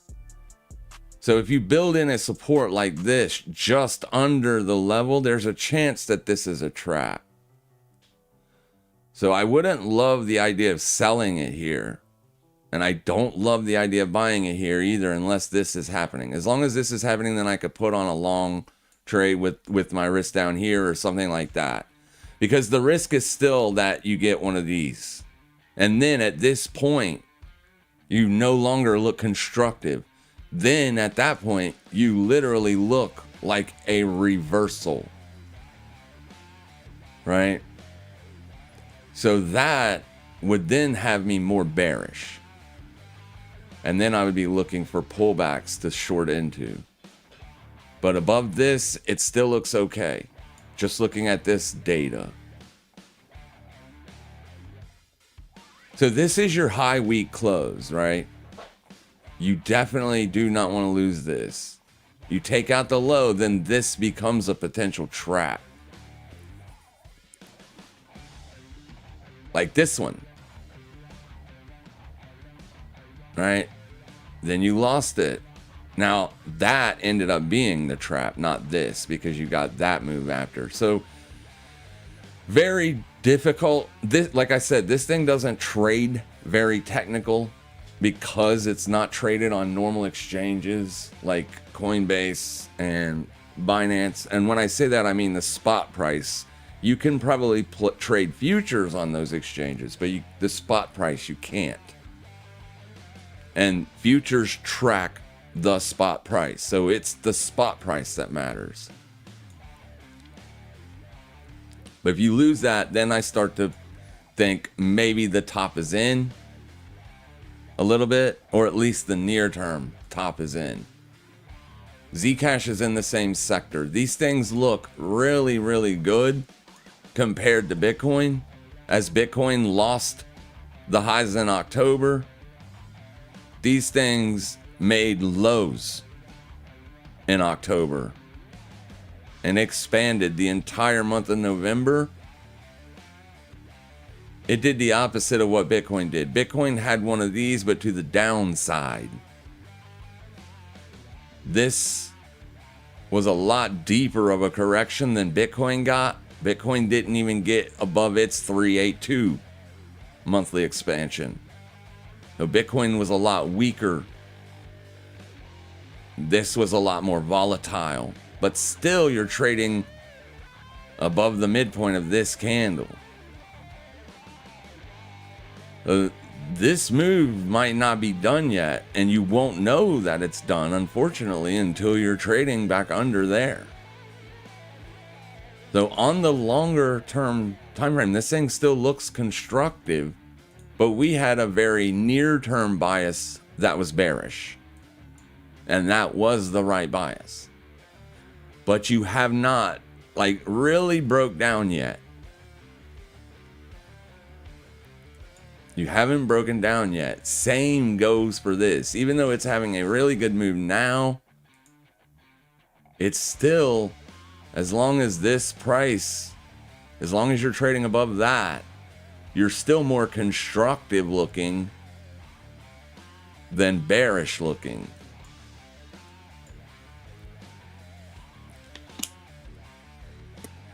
We don't really care about the yearly range and all that stuff, right? We do because it tells us if the asset is strong or weak on the year, but when we're trying to make trades, we care on what's going on right now with the asset. So as long as you're trading above that weekly open, the asset still, it's just, this has to be looked at as a pullback only. It isn't until you get down there and take out those lows that it starts to look like something worse. Then my bearish bias would be strong with the force, if you will. You get down in there, and I'm gonna like that. is you're going to be breaking down out of this range, this channel, and then you will start to look more and more like maybe the highs are in on this longer term asset structure, like all of it. But for now, you're still very, very bullish on, or you were. We just opened a new year. You get what I'm saying, though. 2025 was a great year for ZEC. What is 2026 going to bring? Well, we just got here. It's going to be fun trading it to find out. They still look okay. These two things, XMR and Zcash, same sector. The people are buying them for the same reasons. So here's your close. That's not what we wanted to see. So it could still drift to the upside, but this is definitely not what we wanted to see for a bullish bias. And if you also just take a gander up here, remember, our bullish bias is gone as long as we're trading above this white line. So the short over here starts to look a little bit more valid. So if you are shorting or looking for the short on Bitcoin, maybe this pays more. I don't know. I can't see into the future, but maybe one of these ends up playing out better. But Bitcoin could still close up today. I just don't love that look. It's a bearish engulfing candle or an outside candle, but it's not a strong signal. It's not like a super weak candle. Oh, you're still... Now, unfortunately, you're going to have to wait and see what happens with this freaking candle. So it looks like the sellers are strong. They are winning the day on the S&P and on the VIX. So I would take profits if you bought this pullback on Bitcoin, because if the S&P keeps melting and the VIX keeps going up, Bitcoin's likely coming back down into here. Take profits if you got them.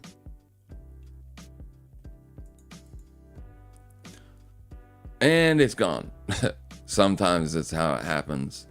Bitcoin M1SL is Bitcoin charted against M1 money supply. Okay, yeah, let me pull that up. BTC. Gotta find your comment. M1SL. Okay, so I'm obviously doing something wrong. Let me read your comment. BTC, got it, slash M1SL. Maybe I need the slash. M1SL. And there it is. Enter.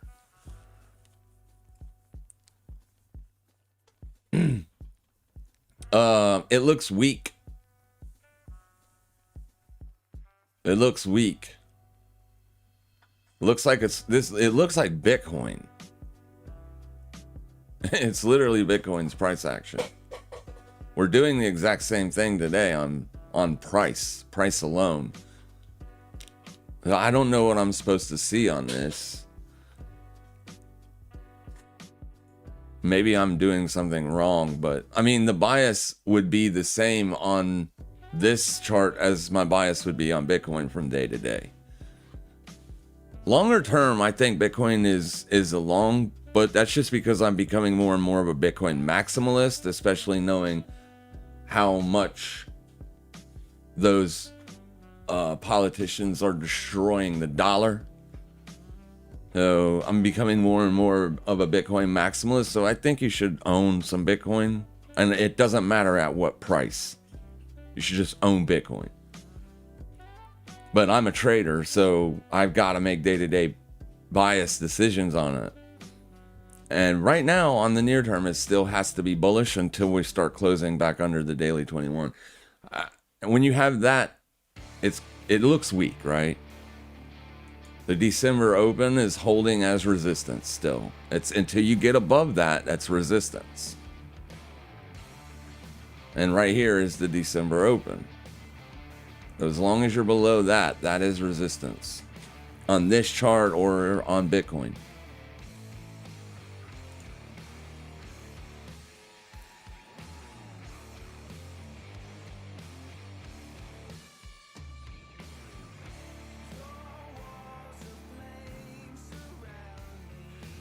I don't really know what else to take away from this. I don't follow money like the M1 money supply, or the liquidity chart or global liquidity has turned down, and the business cycle has turned down, and unemployment is moving up.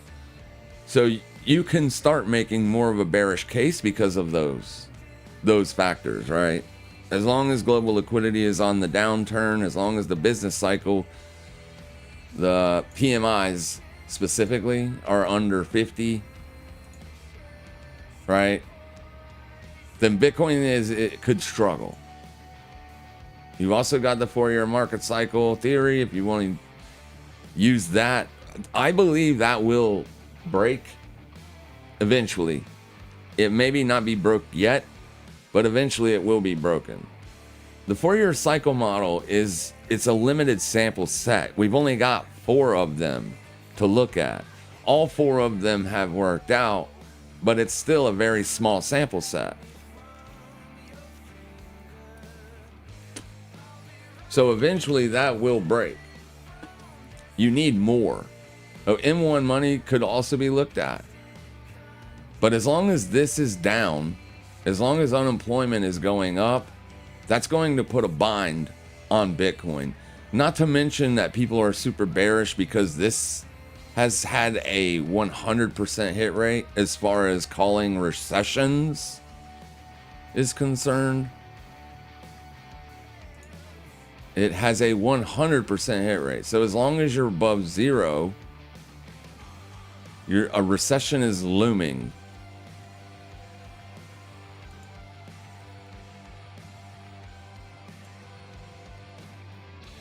Here, I'll show you.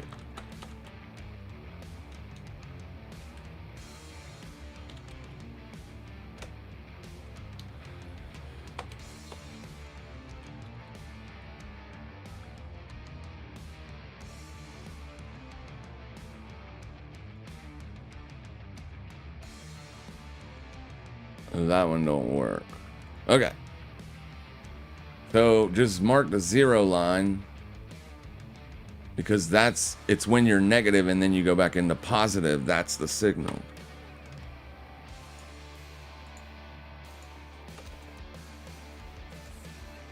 And you're back into positive territory. So every time this thing went into negative and then positive territory, a recession came. As long as the government is spending as much money as they are, the GDP is going to be hard to get into negative territory. But I mean, I don't see a recession, at least not in the first half of the year. But if we're already in a recession, they're going to go back and count it after, right? They're going to back up and call it. It doesn't really matter. But this is what people are concerned about. Other reasons people are concerned. The Fed is dropping interest rates. So this should be going down. I'm sorry, up. Excuse me. The Fed is cutting interest rates. So this should be going up. I understand that they're cutting interest rates and that affects the near term of the curve. And this is the 20-year. So this is far out on the curve. But near term effects do eventually catch up on the long end of the curve. They call it headwind and tailwinds, right? This should be going up because the Fed is cutting interest rates. It's not. So there are some signals out there that make people bearish. As long as people have a negative bias, that's going to control their decisions when it comes to investing. So there are some bearish things out there. The unemployment and inflation are the 2 things that you should always keep an eye on moving forward in your investing career. Always. If the unemployment numbers are spiking, that's not good news for long-term risk positions.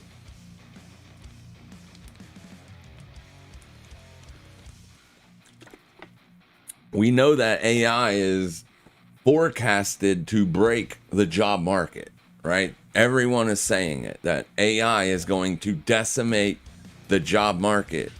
We also know that the AI companies are literally propping up the S&P 500. So if they break, the S&P might break. There are things to be worried about. There is, obviously. But the good thing about being a technical trader is you don't have to worry about any of it. You can simply do what price is telling you to do. Right? If price is weak, look for swing high shorts. If price is strong, look for swing low buys. Boom, boom. That's it. That's all you need as an investor. January just opened, and so far it's being strong.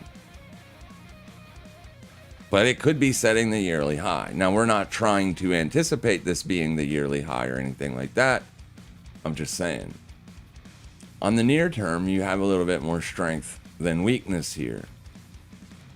Next week will be the first full week of the year. Next week is going to be a good time to look for trades.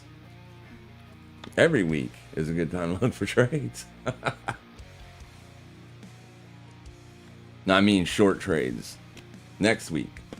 Especially if you close the week out strong. You're not strong, but you're up. So that means you're stronger than you are weak. So next week, if you close anywhere up in here, next week, the price to watch on Bitcoin is right here for shorts. If price rejects going higher above that, that's where you'd be looking for shorts. Same thing here. It's not going down. So the sellers that took their trades here, they're getting stopped out right now.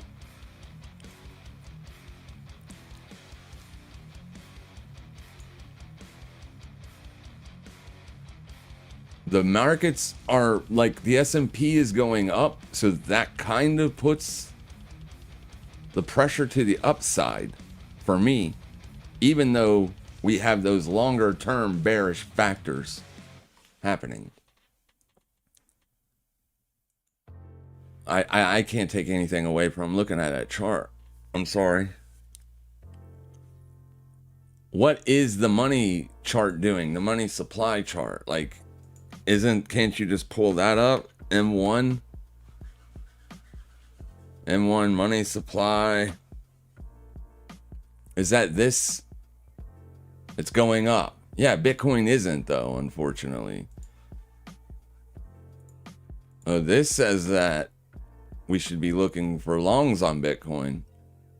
If Bitcoin tracks this, we're on the monthly chart. It's right there. I don't know. Does it track it? I don't know. Kind of looks like it does, but longer term, you can still get these parabolic moves to the downside, even though this is going up. Right?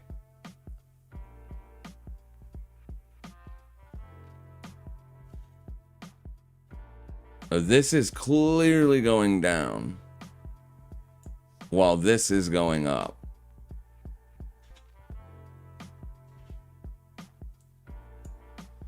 Well,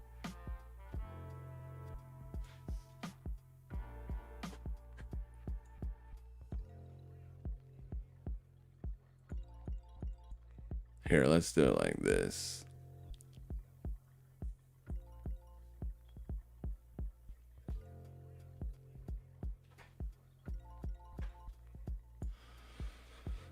So this one did start rolling over, and this finally topped out and then started to roll over. Is this topping out? We don't know. Probably not. The Fed is going to continue to add money in the repos. Probably going to continue to go up. But I mean, longer term, it looks good. I don't see really much on the near term, and that's where we operate. We operate on the near term. Get up there, smoke that high, and continue, please. Don't just get up there and roll over.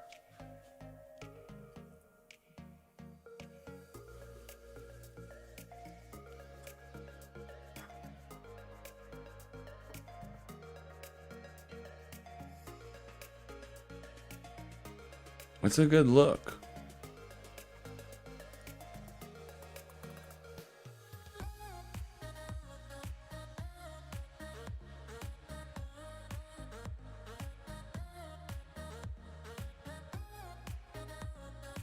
It's a good look. These are Zcash might be done for a while. It's failing to roll over here and give us some downside continuation closes. The last one we got was at 8:30. It's 11:18 and it's just been going sideways. So this thing could be getting close to running out of steam on that downside push.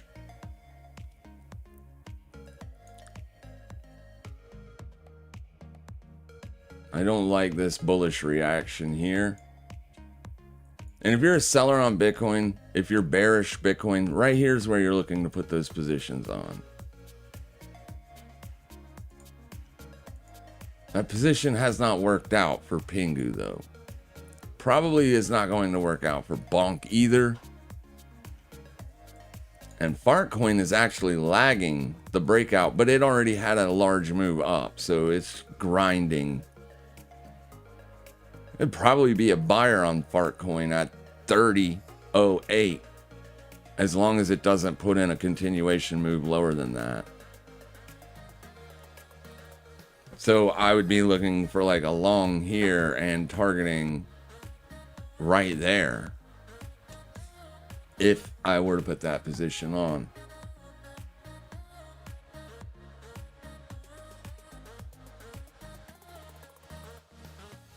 Pingu is squeezing shorts.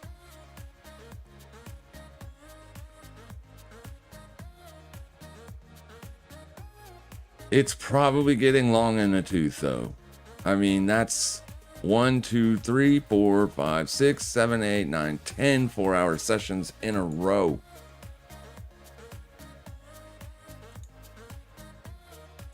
Of upside continuation. So it's probably running out of steam or getting ready to.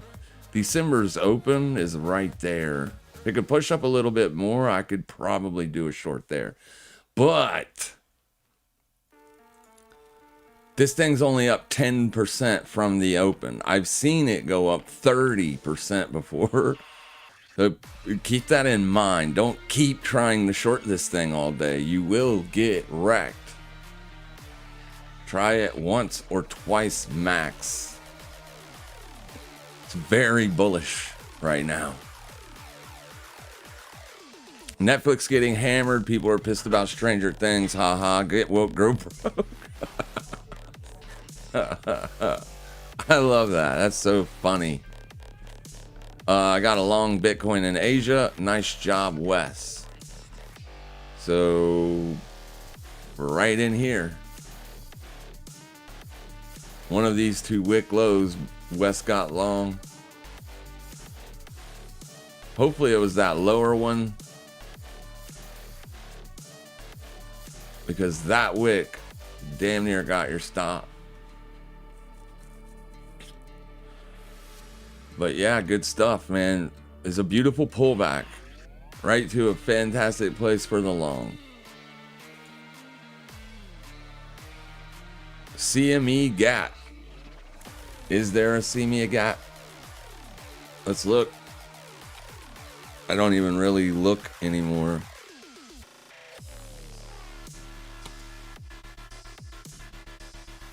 Yep, there is a CME gap.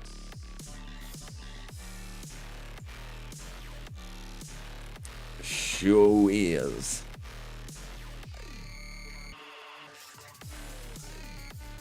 There was one way over there, but obviously that one's filled. Yeah. Though it makes sense that people are trying to sell the highs to fill the gap. CME gaps do not have to fill. Keep that in mind.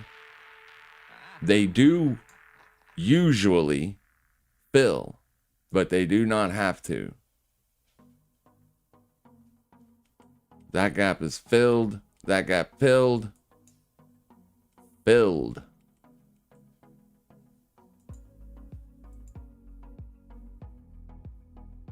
So that gap, you filled all the gaps down to here.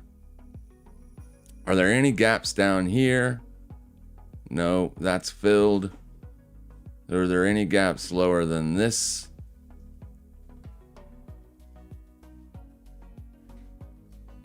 That's filled.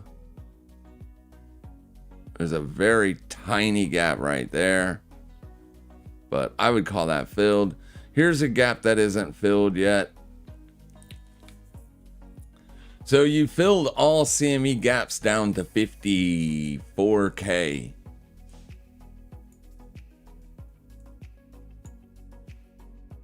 Well, except for the one you just put in today, right?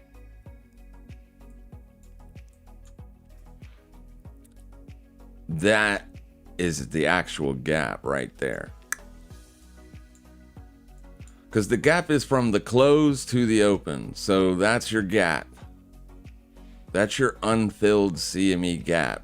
You still have unfilled CME gaps though down here. So they don't have to fill, but they usually do. That down move that we had in November did take out a lot of unfilled gaps. This was an unfilled gap. It's filled. And that was about it.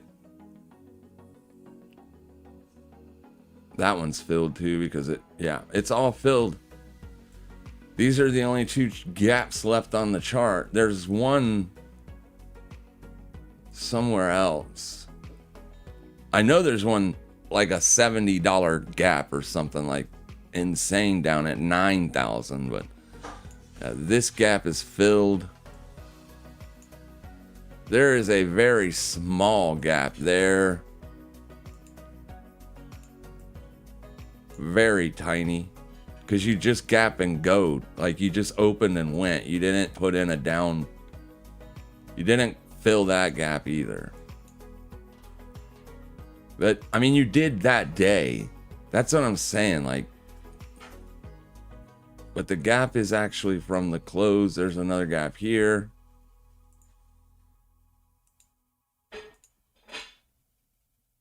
And then here.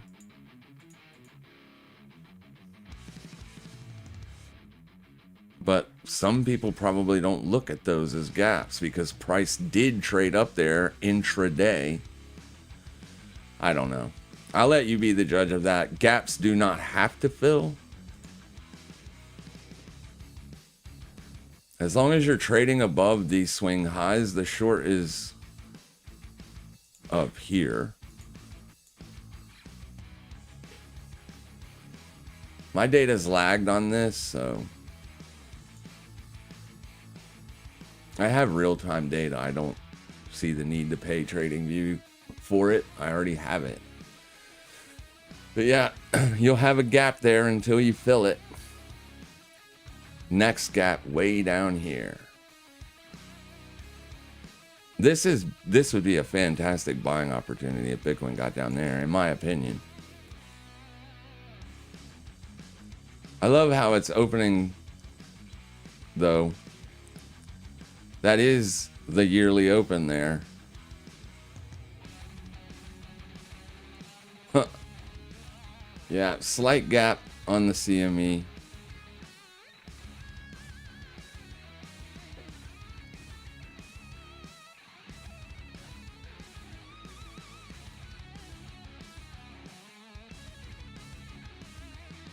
VIX literally spent 30 minutes.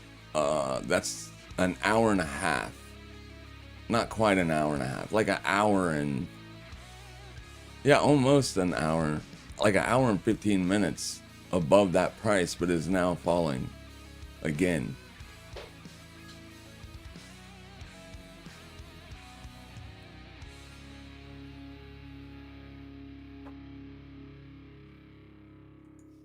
It don't matter. That was the long today. So if Bitcoin closes up in here today, that'd be fantastic for anybody that got long down there.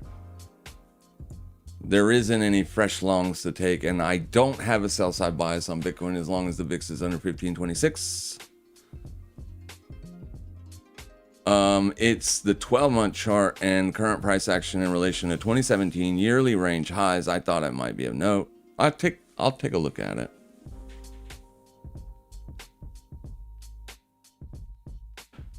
Yeah, keep holding it, Wes. You're long in Asia. You're nowhere near Asia right now. You got close to Asia prices on that 4-hour swing low, but as long as you're up here, there's no reason to close your long.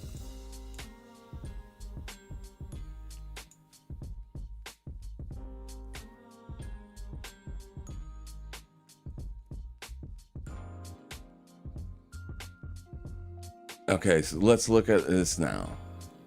That is where the short looked like it would have worked out. It didn't.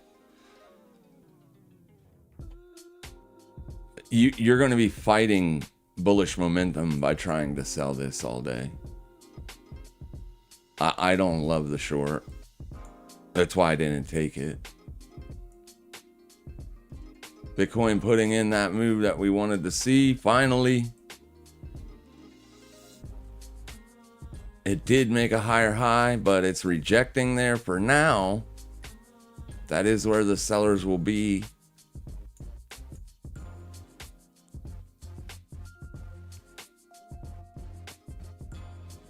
If I was a seller here, I would be very nervous about this price action. Is this 4-hour candle just opened and you're already back up here? I wouldn't like that at all. No, I would hate this if I was short up here. Even if my stop was up in here, like say I shorted that, I got just lucky and randomly shorted there, put my stop up here. I would not like this look. I would not like that at all. And this is where we had a buying buying bias. So the fact that price is up here hours later makes us right. Right? We did eat a stop, but we did get filled on that pullback. It makes you right. Price is under here, it makes us wrong.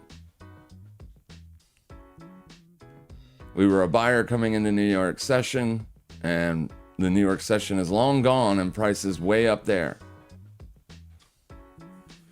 It just feels like the buyers are right today, not wrong.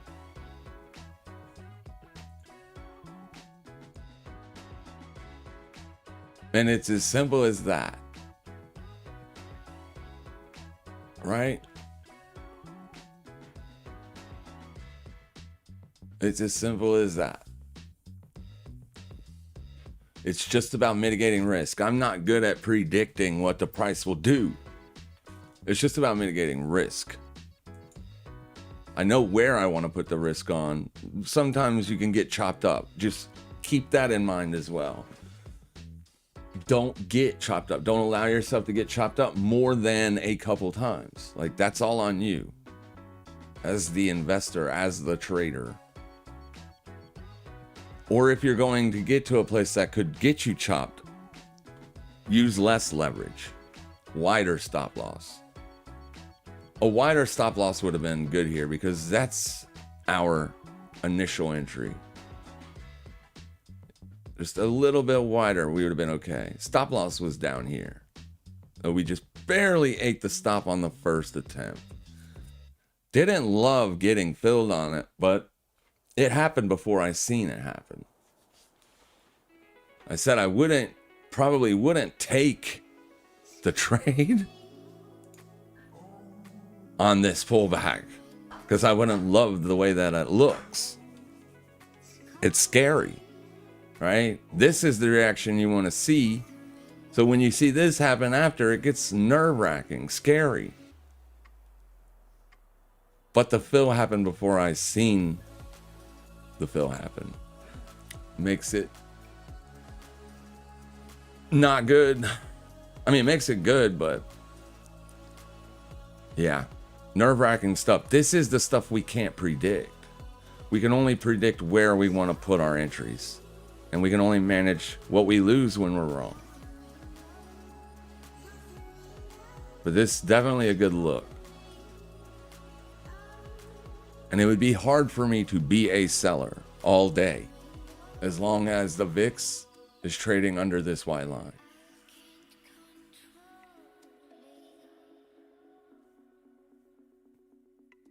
This still looks bad, but it's the close that matters. It won't look bad at all if it closes up here today. Now, I don't know that that will happen, but you filled the gap and you stopped out the early longs that bought the gap fill, right? People that bought the gap fill, they got stopped out probably. And now it's bouncing. Doesn't really matter until you get down here. Get down here, then the S&P is going to be back up in here. Bitcoin looks like the S&P will probably bounce today. The sellers are right now very mad at Bitcoin. Very mad. You just smoked last week's high. This is where the last sell of the week would be here. You can't really be a seller again until up here. So if it doesn't hold here, the sellers are probably wrong. If it does hold here, then this is where you would be putting that risk on. If you have a selling bias. I do not. If you do, right here, I would rather sell it up here. Me, myself. Maybe even higher than that. Maybe at 96, I would rather be a seller. I don't know that Bitcoin's going back to 100K, but that was the big level for price to get above. It was huge. It was a big, big level for Bitcoin. When we traded up to 100K the first time, Bitcoin failed on the first weekly attempt.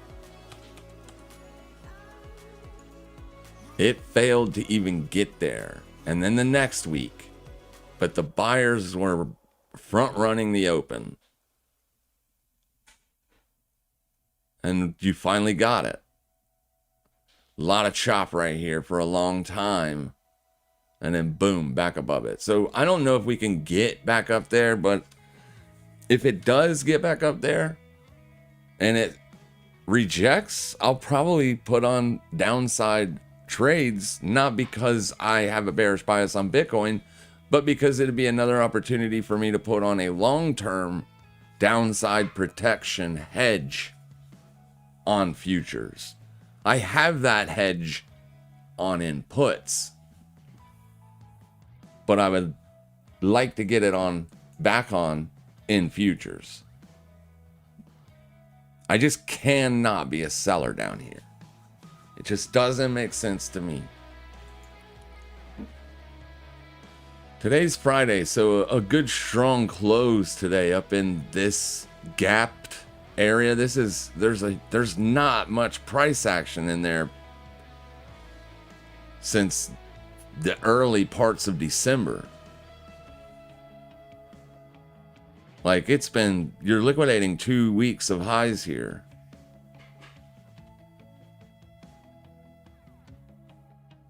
Oh, it's got some work to do in that range.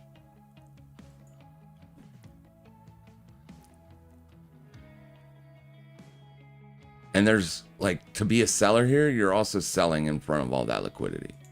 Lots and lots of liquidity.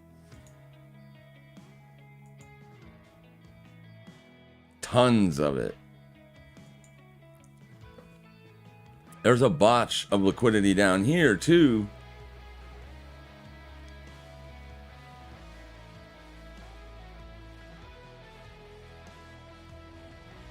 Liquidity starts to thin out where? Around 91.5.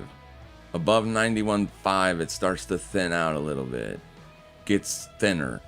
But if it's a slow rise up to there, then this will build in.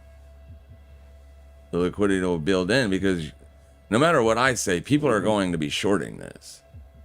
Because that's what people do. They try to short swing highs, always. They are shorting Pingu, and they will all day. Even if this goes up all day long. Every other 5-minute candle makes a fresh high. People will be shorting every single swing high. They fight against momentum all the time. I don't know why. They just do. Plus Iran and U.S. problems. There's a lot of stuff to have a negative there's a lot of negativity out there. A lot of negativity. But that really doesn't matter if the stock market is ignoring all of it. Stock market isn't ignoring any of it today, but you get what I'm saying. Longer term it is.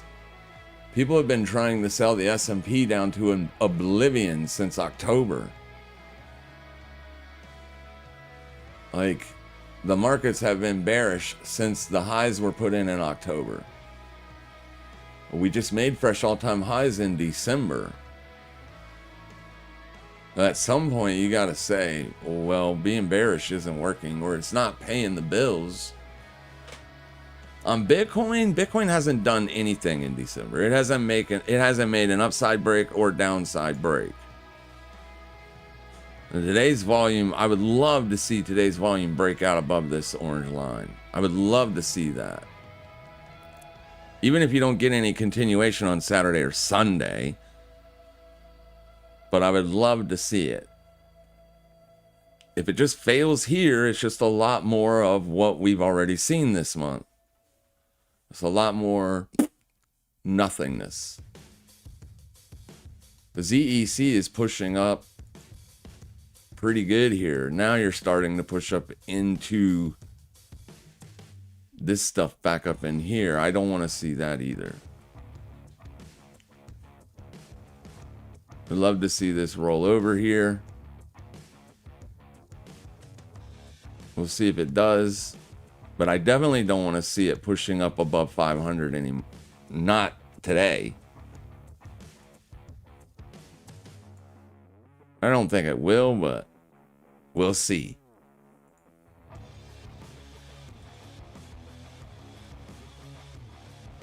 I would love to see XMR break down. That would help, I think, ultimately. Because XMR was breaking down for several days this week, where ZEC wasn't. It was a very difficult week to be having a sell side bias on ZEC.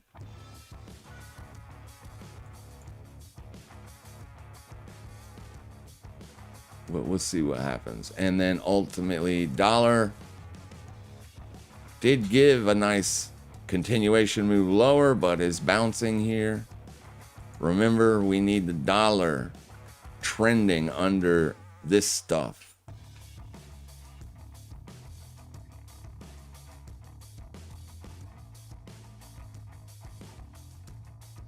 I want to see them sellers come back in here. It's the end of the week. The sellers that shorted the New York session, they're taking profits. The day traders, the scalpers, the Forex scalpers. I have a long on Euro USD, and it's still negative on the day. So that's not great. Not a great signal. It's actually up on the day barely. Here. Nice long down there. What prompted the long? These swing lows. That's it. Now you got a bullish. Well, it's not a bullish engulfing because of this piece of garbage. We'll see if it can hold and expand higher today.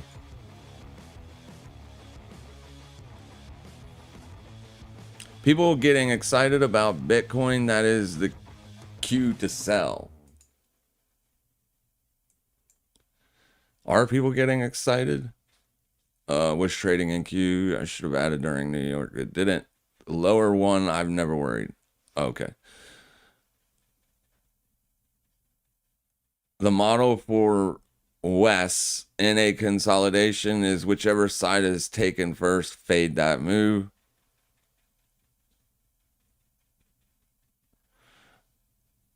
It's already nuked both sides. At New York, you didn't nuke the buy side because they started buying down there at the year open. But you've nuked the sell side, at least for the last 2 weeks. The next sell side, the nuke is up there. But that's a big fat range to climb through. So, yeah, I don't know that you're going to do that today, but I'd be hard pressed to be a seller today, regardless of any models. We had a buy side bias this morning, and that trade ultimately is working out. Did work out. Should have worked out.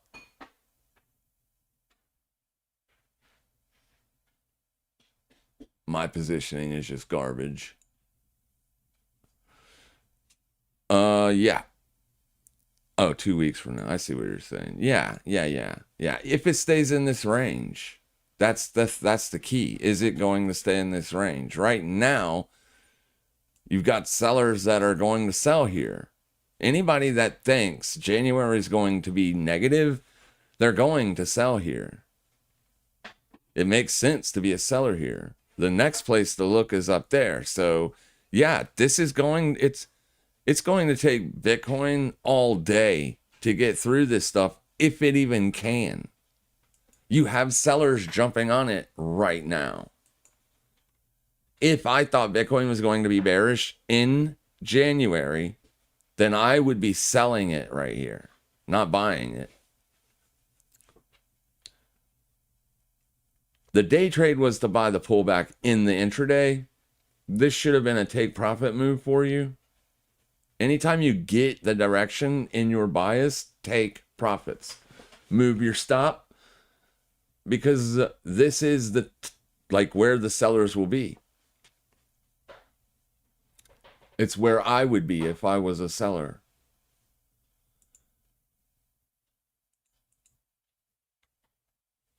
So, same thing here on Pingu. Right? This is a sellable opportunity. I just need it to get a little bit higher. Come on, give me that push up to here, please. This is people front running that entry. They're just front running it. That's all. They don't want to wait for a liquidation. They're jumping in now.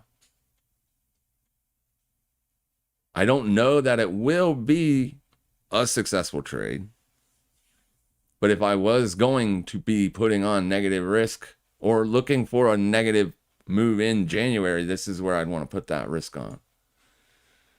So where's Bonk at in regards to it? It's got a lot more work to do to get up there, but that's where the sellable op would be.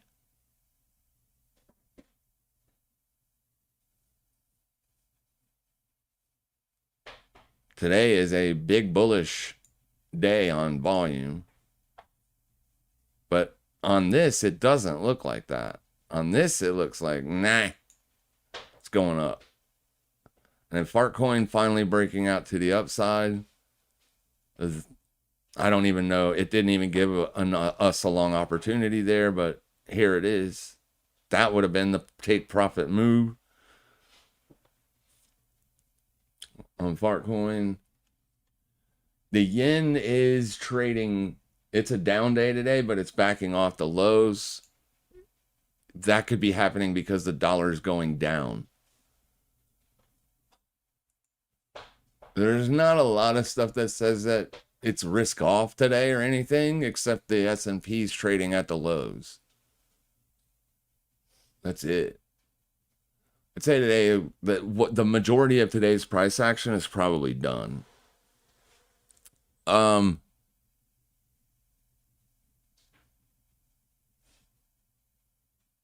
Okay.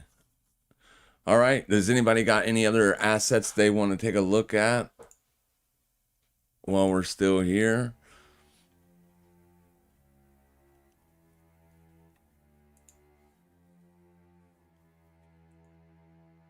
So let me set an alert on Pingu.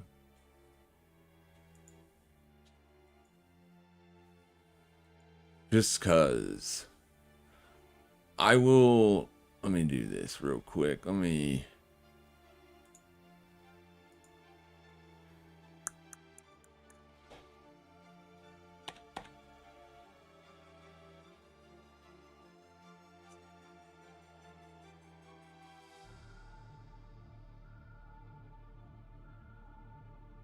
What just happened?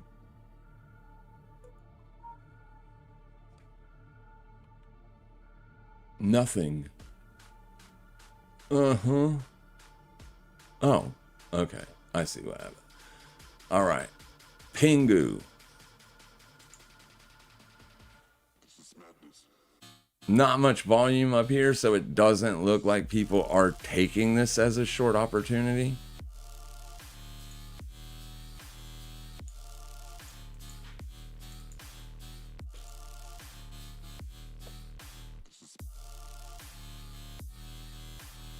But the intraday volumes don't look good for upside continuation.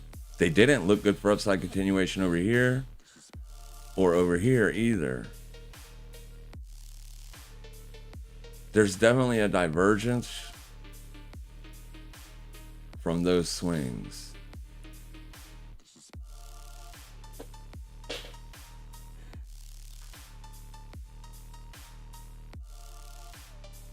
I'm going to pull Pingu up. It's up 17.99% and paying the shorts on funding. Funding is 3 hours from now. Oh, yeah, look at the funding on ZEC real quick. You can see here where I took the position. This is what I've paid in funding. Almost $30. Because the funding has been paying the longs. The entire time I've been in the short, this funding has been expensive.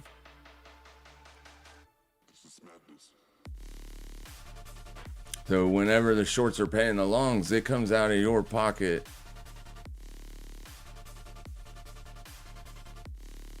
I don't know why that's glitching out like that. But anyway, let's get back over to Pingu. River's back up again today. This is paying the funding every hour.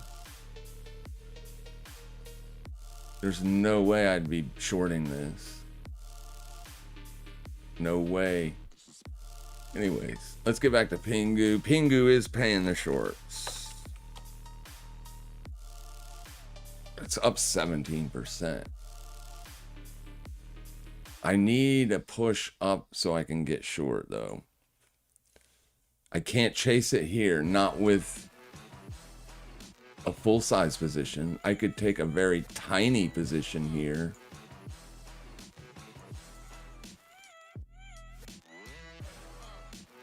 And add on the push, or just wait for the push.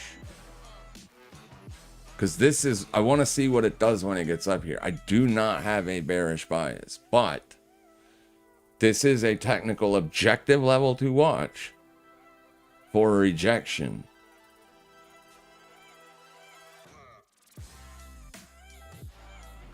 Bitcoin dominance is still weak.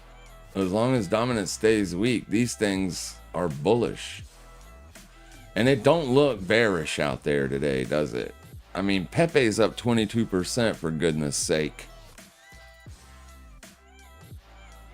Everything is green. We're seeing these red, but these are all big movers. Let's look at Bitcoin versus gold. Finally pulling back.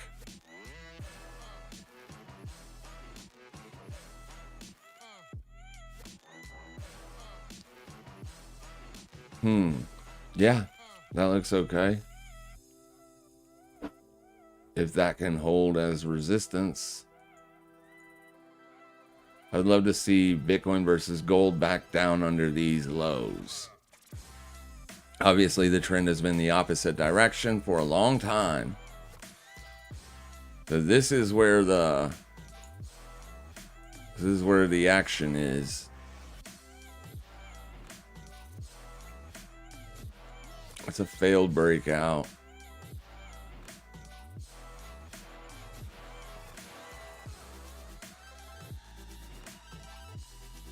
Yeah, definitely need to see this thing go back to trending down.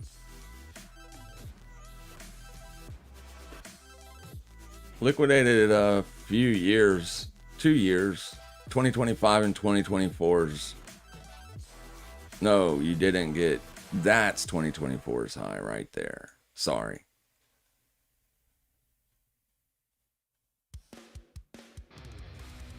Still looks okay. Pick can take these lows out and continue. That would be great. All right, back to Pingu.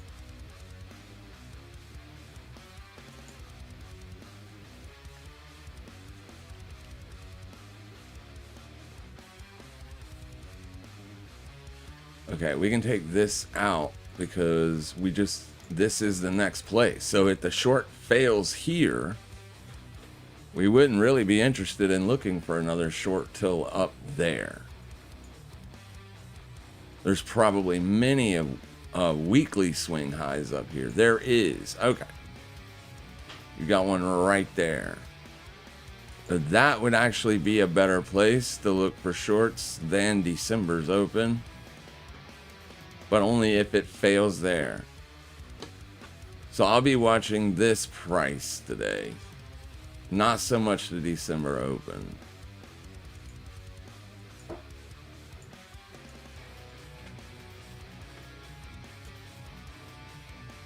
It's gotta be a failure. Gotta be. Then maybe I can take that short.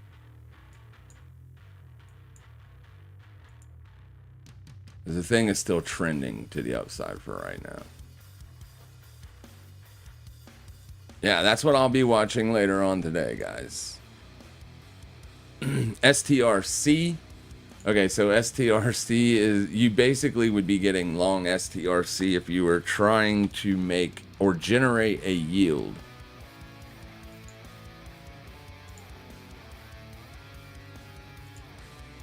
Right, if you were trying to generate a yield. Because this, the way this works is it's pegged to like 100. I think it's, yeah, I guess it's like right there. It's supposed to be pegged at like 100 and also 95 if I'm not mistaken.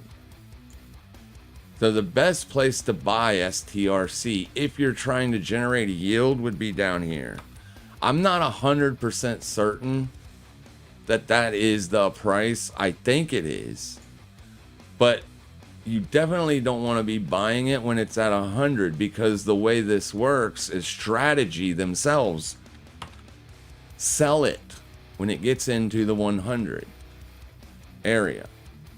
So you're not buying this hoping it breaks out above 100. You would be buying this on pullbacks to 95 to generate the yield as it takes time for price to go back up to 100.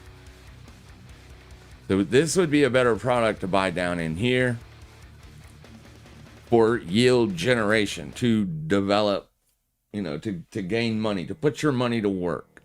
If you put it, I think they give close to 10%.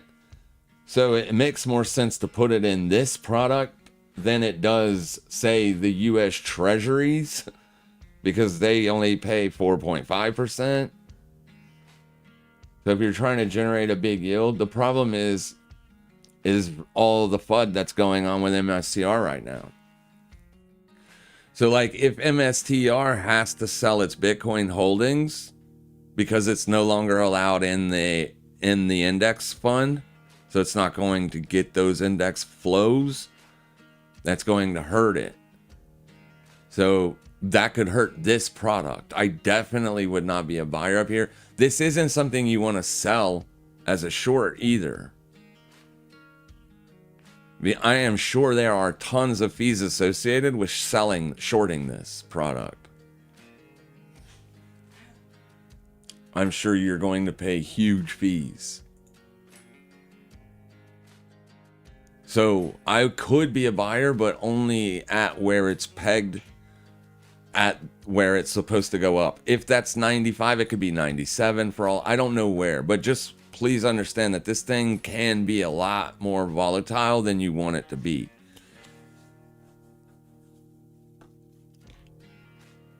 But some people felt as if though this was a freaking opportunity because it only spent 4 days under there and then it rocketed to the upside.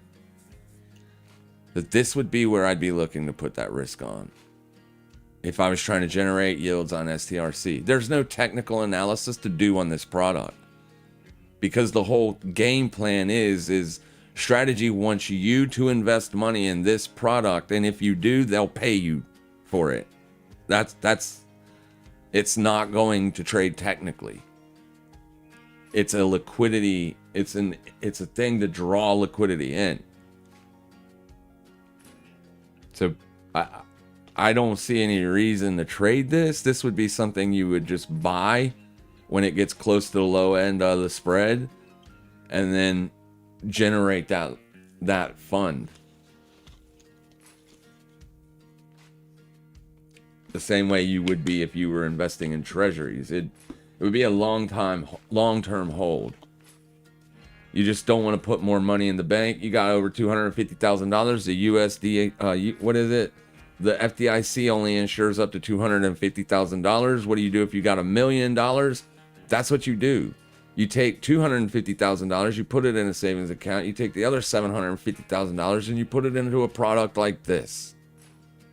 A product that generates a nice return annually. You're not going to generate enough money even justifying holding that money in a savings account. But at the same time, this product will still be a lot more riskier than government bonds, even though government is in worse shape financially than MSTR is right now. It's not really, it's what the people are trying, like the businessmen are trying to run MicroStrategy out of business. It's just business to them. It's not nothing personal. It's just business, right? For me to literally destroy your company and make you go bankrupt. Just business, nothing personal. Well, excuse me if I don't take it personal, sir.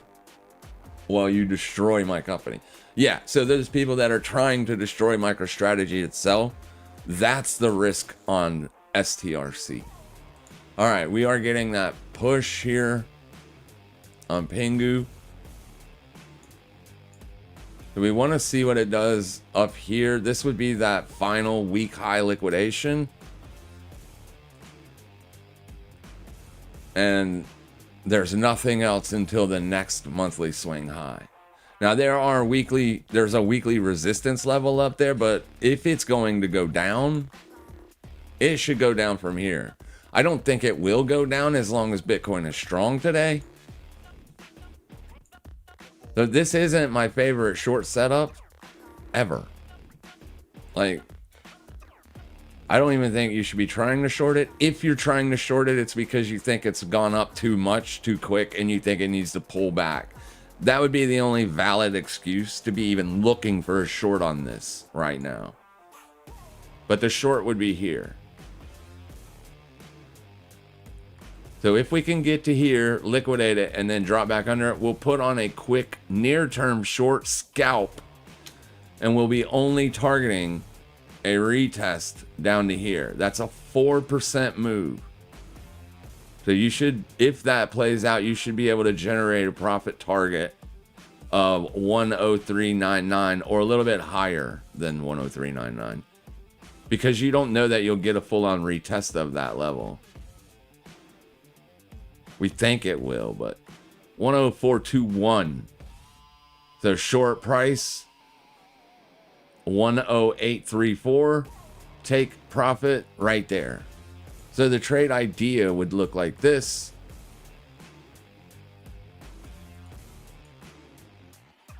Shit. Oh, it's down here. Sorry. You'd be short here with a tight stop. I don't know how tight it'll be, but. And then your take profit would be like here. So that would be the trade. That's the only trade idea you can even put on this. Now, obviously, if it rolls over and if you get a downside break and continuation, then you'll make more money, and that's just icing on the cake. But to line this trade up, this is it. This is the only trade to take. That's it. And we don't know that this thing is overbought. It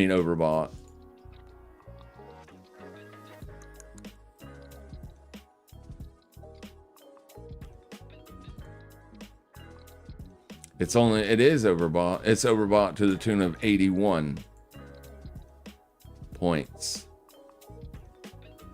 It's very rarely do these get up into the 90s, but they can.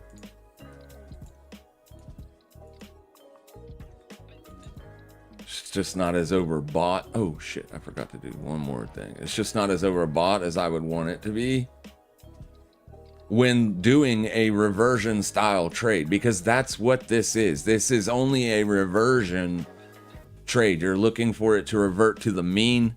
Right now that mean is the last 4-hour swing or the last open.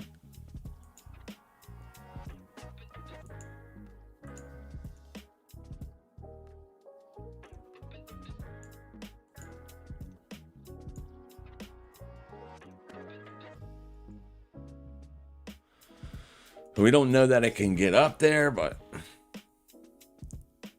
it could be running out of steam before it gets up there, but that would be the best entry for the reversion style trade. Come on, get up there. Get up there. You can do it. You can do it. And this is the weekly swing high that we're looking to jump in on. So let the rookie sell it down here. We'll sell it up there. And only if it rejects.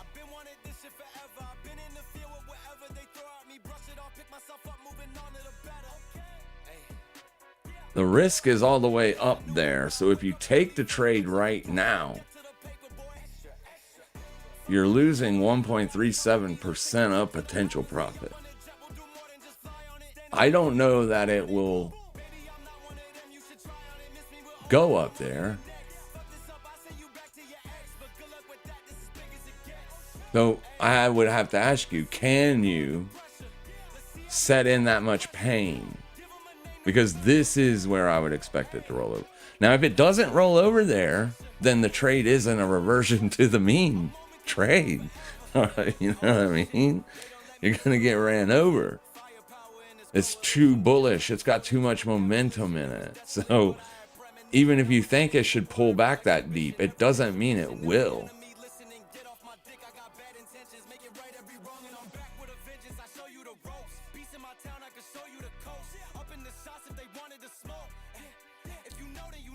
That's why shorts on bullish moves is super risky.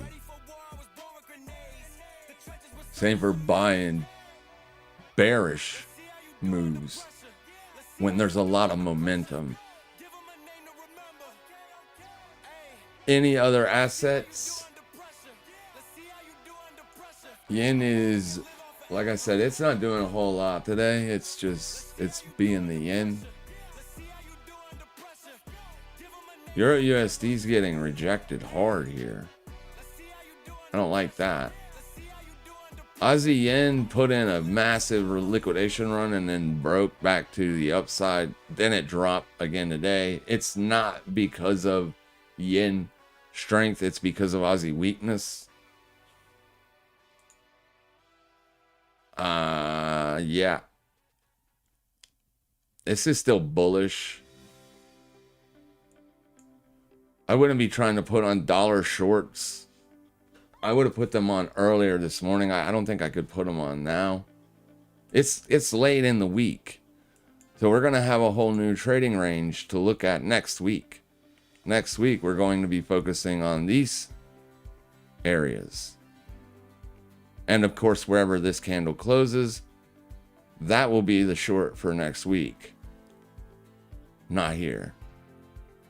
There's all the people that jumped on the supply chain or the supply short, right? There's also a daily supply here. So there's a lot of people that's already put shorts on based on these two technical levels.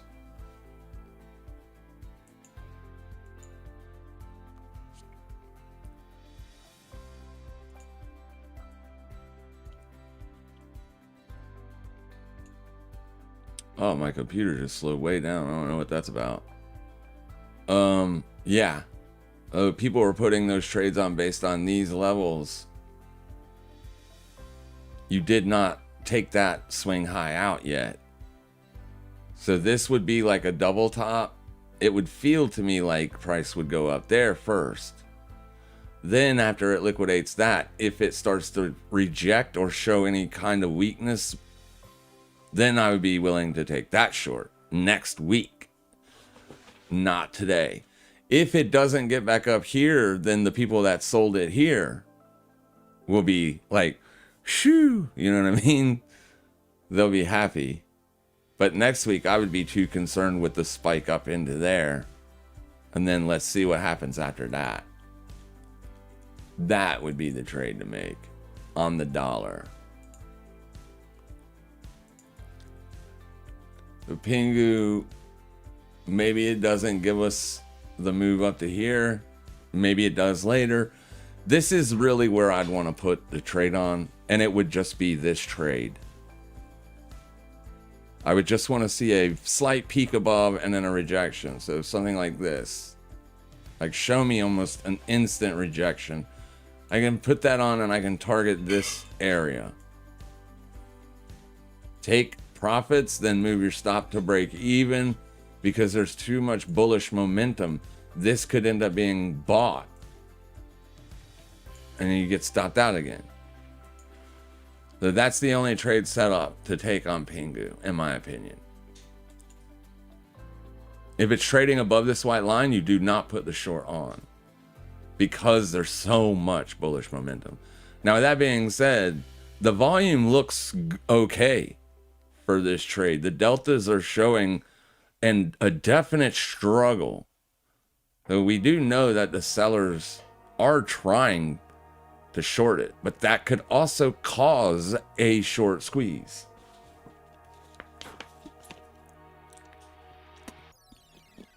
For me, the best trade idea today coming into the session was to be long. Either Bitcoin or one of these, but these had already moved up so much.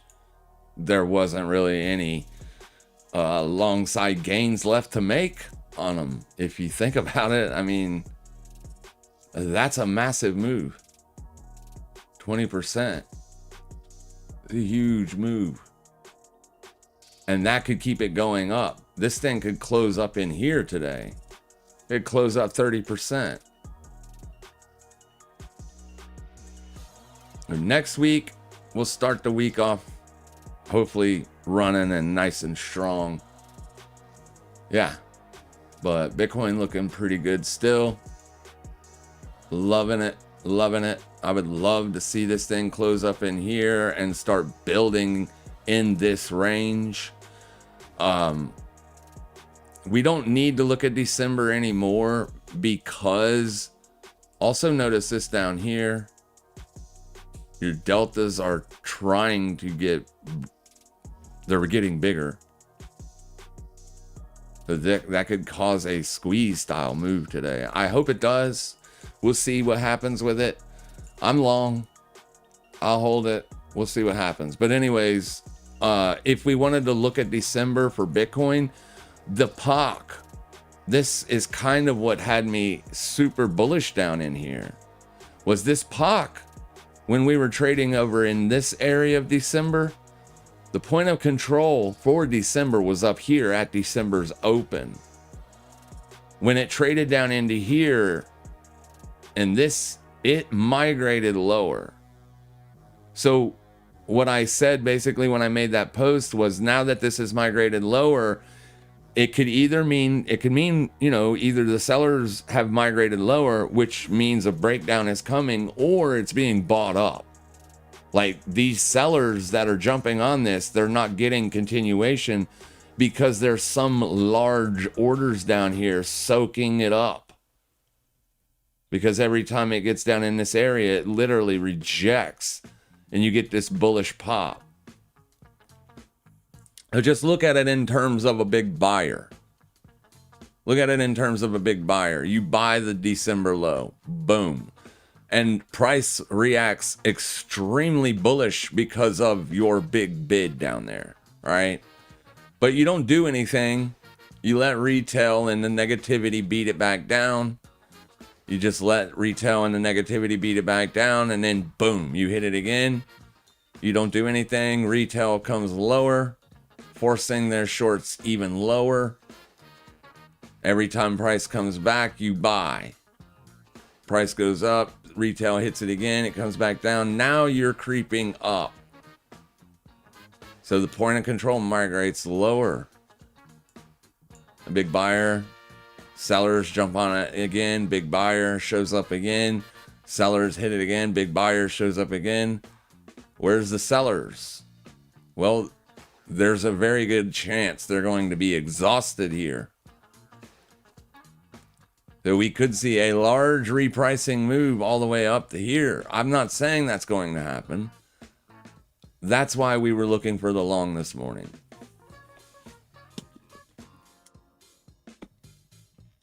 Wanted to see if that big buyer was going to come in again down here, and they did. So the fact that we got the bullish reaction, it just told me I wanted to be a buyer at support. Intraday support. So we bought it. And now it's moving to the upside. And the sellers are probably going to get exhausted here. So now we're in a new month. So December's over with. Now the next logical selling area is up here. Maybe here. But we'll see if volume builds up there. Because now we're in a whole new everything. New year, new everything. So we got to see, do the sellers show up anywhere in here?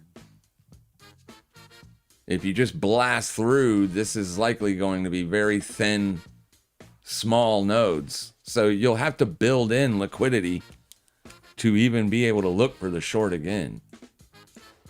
The time is going to take time. Hopefully you bought it this morning or was looking to buy it, and hopefully you're still in it. And with that, we'll wrap it up. Yeah, I like it higher, but I'll keep my eye on it. If it rejects the yearly open or December's high, then maybe I put on the short there, but it would be more or less for a it'll be more or less just to hedge off my long side risk. It's not because I have a bearish bias on Bitcoin. I have a bullish bias on Bitcoin.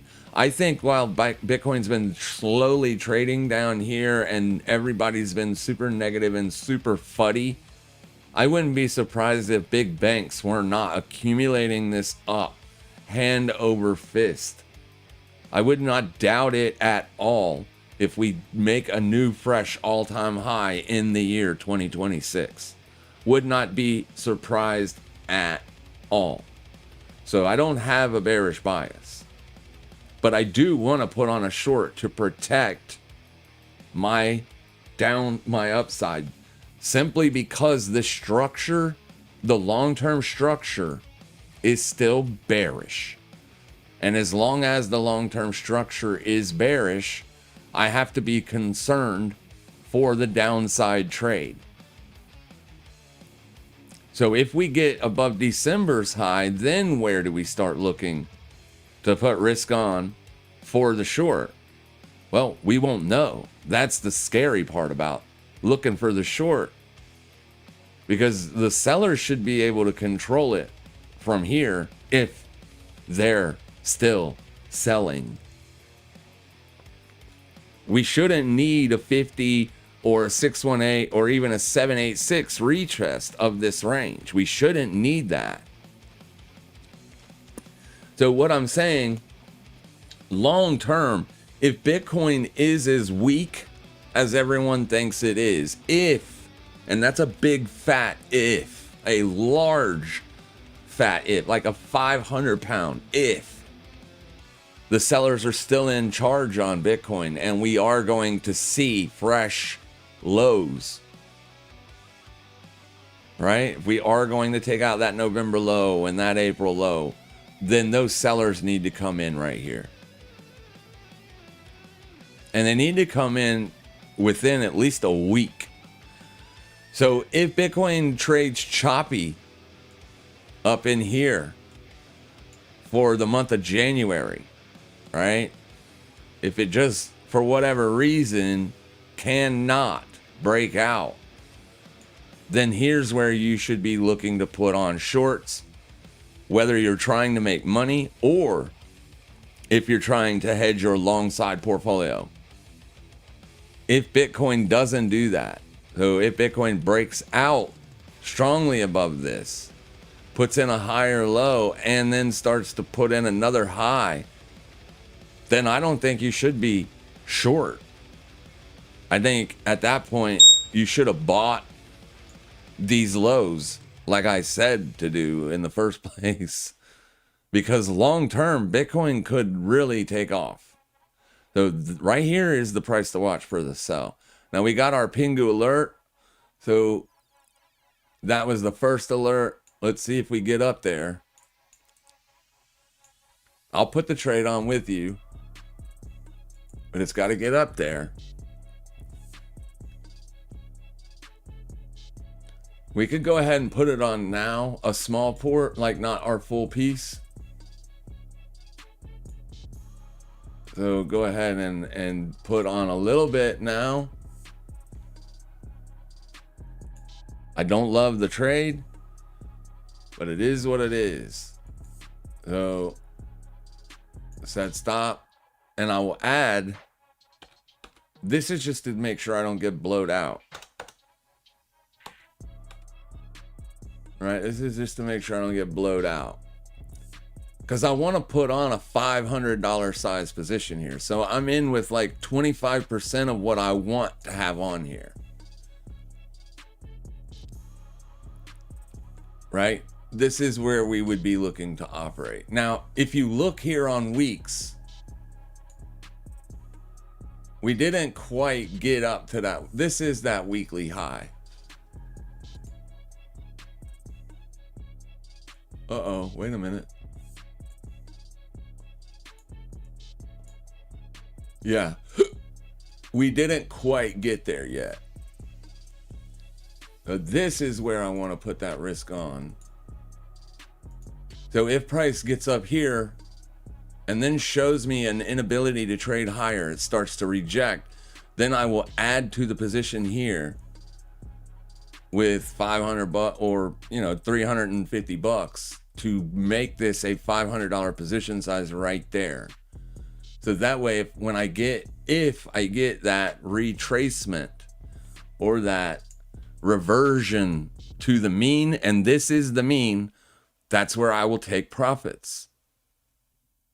But I have to be in it with a full size position to take profits there, because this will be a nothing trade with this position I'm in right now. But if I put that position in right now, then I'm going to eat a $30 stop. I'll eat a $80 stop if it goes up to there. So it's kind of one of those, I don't love the trade, so I don't care if it doesn't work out. But at the same time, I'm not going to risk the money that I've made today on Bitcoin and on ZEC, just to try to short an asset that is uber bullish. It doesn't make sense to do it, especially on a Friday. But this is for anybody that showed up late, that wasn't able to participate in the Bitcoin long this morning. Maybe you could make, whatever you're looking to make in a day trade on this trade. All right. And that's what we're looking for. Long term, Bitcoin looks okay to me down here. What it's doing, it looks okay. But we still need to be very, very, very ready to put on a short just in case it does fail. Just in case it does fail. So yeah, other than that, I have more of a long bias on Bitcoin.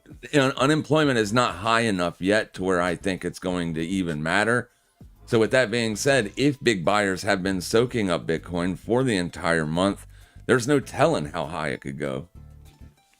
And nobody will be ready for it. Everybody will be ready to put the short on. In reality, they should be probably closing shorts. But we'll see, right? We'll see. We just opened the yearly range on Bitcoin. We just opened it. It's right here. It'll be easy to watch. It'll be easy to track. If Bitcoin can't stay above the yearly opening range for very long, then you want to be short, right? But if Bitcoin can't reject the December high, you might not want to be short. There's no telling what's going to happen. And the good thing about this is we don't need to know what's going to happen. We just need to be ready to put risk on at preordained areas because we know what we're doing. You guys have it. Oh, wait. Somebody else said something. Doge is pumping. Oh, is it? I would say a lot of assets are pumping today. The whole list over here is up. Bonk is up 9%. Pingu's up 12.8. Fartcoin's up 8.1. Hype's up 2. Litecoin's up 2. Tao's up 7. Pep is up 20%. Doge is up 9. Yeah, a lot of things are pumping. That doesn't mean you should be putting on shorts. Yeah, this is a bullish engulfing weekly candle. That's a strong signal. Now, we don't know that it'll close like this. But as of right now, this isn't something that I want to short. Not usually. I want to short weak assets and buy strong assets. So all of this is coming out of 2 days. 2 days. This is a really good look. So buyers will watch Doge in the future. Maybe Sunday, Monday.